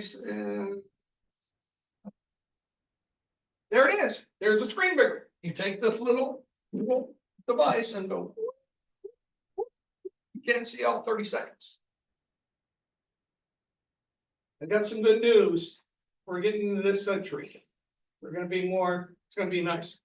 But I tell you, and the funny thing is, the reason why we do this, it's rock solid. We've been doing this for 35 years, software for 35 years. It just doesn't not fail. Now, to connect to a monitor, am I going the right direction? Yeah. It's tricky, and it's not because of me, it's because of Microsoft, it's because of your computer manufacturers. How many of you bought a computer in the last year? 2 years. Do they have any connectors on it next to the power? They don't have an RJ45 plug. They don't even have a USB plug. They might have a C plug on it, but most of them just have power. Because if you want to hook up to everything, it's wireless, right? So think about it. Do you think that now that we have a mommy and a big corporation that it's coming? Because it's not because of us, it's because of the industry. It's pushing us. The reason why we have an RJ45 plug instead of a DB9 plug that we used to have, and some of you guys have monitors that have the old DB9s, is because we couldn't get DB9s. You couldn't get them. When's the last time you guys tried to buy some Ethernet cables? You might get lucky because most of the places like here, this is beautiful. There is no cables, it's all wireless. So we got to get into that too. The reason why, the easiest way to get the configuration, there's 2 ways to get configuration. That's one, and this is where it's interactive, we can change. Sometimes I say, can I have the configuration? You can download this. Most people will download this. So to get this, you hit the little piece of paper screen, and it'll give you a text file of the configuration and the previous faults. So what you want to do is hit that piece of paper, and the last one it does is called chronological. You want to save the chronological log, and you're done. All the other logs are wrote into the chronological log, but that's the log you want to save. So don't say all the other ones, you're just wasting ones and zeros. And it's not really ones and zeros as much as you're trying to figure out what you're looking for. If you get the chronological, it gives you everything of these. And remember, this is owed, so when you go to hit this, we don't save, it even says unsaved. Until you click it and hit the little disc or say save to file, it's just on your screen. So if you want to save it, you got to say save to file. As soon as you save it, guess what? It doesn't say unsave anymore. It'll say C drive and it gives you the whole thing. I recommend ATSI test, you do this. The other thing, and I didn't mention this because that's the last slide anyway, is I'm going to go to the monitor. Good. That's what I'm looking for, maintenance. Did I turn off the camera? Give me 1 second. Or the camera went to sleep because I did not go to my. Here we go. Oh, we're good. You can see that, right? Somewhat. I want to move this. And even, oh, we have a backlight. So if you notice the backlight's off, you know why? Because we want to save energy. So if you're not looking at it, we don't turn it on. The only way to turn it on, hit the button, hit A button, and it wakes it up. What were we talking about? Oh, report. So when you're done with the ATSI test, what I recommend is factory default. Remember, get rid of the ones and zeros, and also go to menu, log, view logs. See where it says view logs? Hit select, and there's the logs. These are fully loaded. Oh, let me move that from the light. You can see 25, 25, 34, right? Oh, tell me when you can see 25, 25, 34. There we go. That means you have information in there. Completely worthless information because you just did an ATSI test. That should be full up because you did an ATSI test. How do we clear it? We got that. Get out of exit and go down to where it says clear logs. And some people say, why don't you put that right there? Because I want you to realize you want to go clear logs. So you put it right under there. People are clear logs all the time. When should you clear your logs? After an ATSI test. Because there's a lot of garbage here. Clear it out, make it all zeros. When you put out in the field, when you have a problem, it's going to just show you the problem, not the ATSI test. You grab a monitor off the shelf to replace another monitor. Reset it and clear this. When you put it in an intersection, you want to have it where it's zero. So that way you only have the problems that are at that intersection. Factory reset doesn't. No, set the log. that is correct. The factory reset only does one thing, does the unit option. The reason why I bring that up too is if you program your monitor to have an IP address, factory default will not take it back to 192, 168, 100. It won't do it. It won't erase the network and it won't erase the logs. Because it's a factory thing, not a data thing. So clear the logs. Good practice. Just makes it easier because you get out there and you go, oh wow, look at the logs. You go, well, oh, and everything I showed you on the little printout, you can see it from here. So if I want to come here, before I go out and hit clear logs and go to menu and go view logs and say, I want to look at the previous fault. There you go. Program card ajar. Look at that. Okay, port 1 fault. If I don't think we're going to find anything, well, they're diagnostic. So you're going to say diagnostic program card. What the heck is that? Anybody know? Well, guess what? You know now, read the card. Look how cool that is. The reason why I like to show this is after you're done, go out to an intersection, open up the cabinet, especially you engineers, have someone go out, open the cabinet and check out the logs. You're going to see how they fixed it. They're going to see you when you hit the help, you're going to see what your technician got, figure out how to fix it. I love showing this because, and I don't do it enough because I usually go to, I like to story and dance, but I'm on a clock, so I want to make sure. This is really key. New guys, if you work with people that don't help you, help yourself. Go out to an intersection, go out there and whip through the logs. It's a great way to learn. Let's say that hopefully not all of you died, but in COVID, during COVID, we had an agency that lost all 6 technicians, all within 2 weeks. And the new guys that came in, luckily they were in a location that they could grab from other agencies, but it was not fun. And I came in and do a class and I said, this is how you figure out how everything's going, because there's no history here to tell you how to get back. Which is scary. I hope that I'll never have to do that again. That's scary. Losing that many people is weird. Okay, with that, woo-hoo, we're done. Meaning, I left some time, the video is probably gonna die, but what's your problems? Tell me where, did I cover everything? We talked about NEMA, Reno, I found out that you guys have some 516s, traffic web. They're not making those anymore because of the same reason of the chip in Wuhan, China. They had stuff that, because of COVID, they could not read, they didn't want to redesign a monitor. So, all the monitors that I was using, I was primarily talked about the Eberly monitor, but all monitors do exactly the same thing we did. Just a different look. If you have Renos, the same thing. One of the things with the Renos is they have a help button, but nobody knows about it. You know why? When you hit the help button, you get a 5-page dissertation. You really just goes right to the menu and says, this is what it is. Where in Everly, they said, we want to make it quick. 3 quick, or it should be enough to fit on 3 screens. And it's the beginning of, this is the beginning of TikTok. The reason why I say that is everything you see here, computers didn't exist.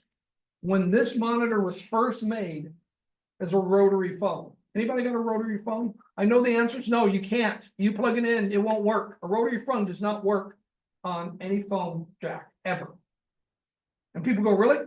Tested it, I haven't not found it. You know why? Because just like how many of you guys got a UHF and a VHF TV set? You don't, because it doesn't exist. The technology, the new technology doesn't support it. It did until 2010, and then they go, no, we're not gonna do that at all. It ain't gonna happen. So the rotary switch, I say that and because I'm in Tennessee and I've been in Kentucky and all that. There's certain places that still have some real old stuff, but I've not found anybody that says, oh yeah, we got a rotary phone. I was in Kentucky a couple months ago and I went to, I plugged stuff in because I wanted to, I had a rotary, so I wanted to see if it wouldn't work. Couldn't get it, I couldn't get anywhere to it would work. So do you really want something that old to be out in the intersection? Grab the smart monitor. It's gonna make your life so much easier. Did anybody learn anything today that they never knew? Raise your hand. Anybody? How quick do they pulse? Like every 7 milliseconds for finding a fault? or- 0.001. Good question. I love that question. You know why I say I love that question? You know how fast, how fast this has to do to work? 1900 baud rate. I don't need no gig. I don't need no mag. I don't need any of that garbage. I could put all of this into a McDonald's thumb drive, meaning less than a K, and I can get all the information off this monitor. Everything. Controllers somewhat the same way. The only thing in our industry that sucks up bandwidth and memory is anyone? No, data, yes, but video. Video is it. There's no way. I mean, video will always suck bandwidth and ones and zeros. Remember, guys, what do? We're monitoring red, yellow, green, red, yellow, green, red, yellow, green. Worst case scenario, 16 channels. If you break them up in separate channels in time, if you really do the math, you'll never, a K is all you need. 19.2 is all you need. You really do. And that's for everything in the cabinet, not except video. If you're not, even with detection, video detection and crime, we don't care about the video. We just want to know, are there or not? Are there or not? We don't care what color it is or where it's at and all that. I mean, we get all that information for free, but in the end of the day, that's all you need. So why do I bring this up? Because if you ever want to put network in you can get a cell modem, pay $1, I think $20 a year, and put it in the cabinet, and it'll get all the information you want.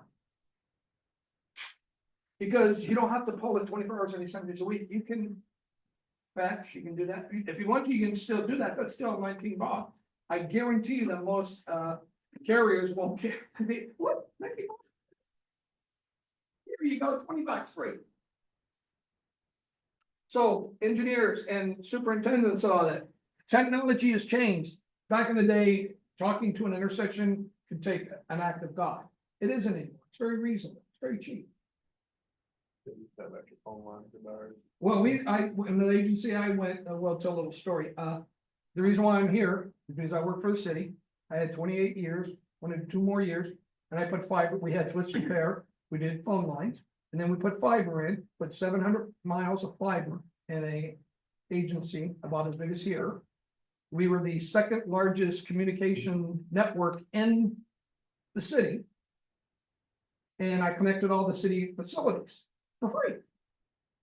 1, not 2, because we're using federal money, DOT dollars. So I can't give you a backup, but I can give you a primary because that could be an emergency, and I could justify that. So someone hit our fiber, we had 2 libraries and a water treatment plant go out, 3 o'clock in the morning.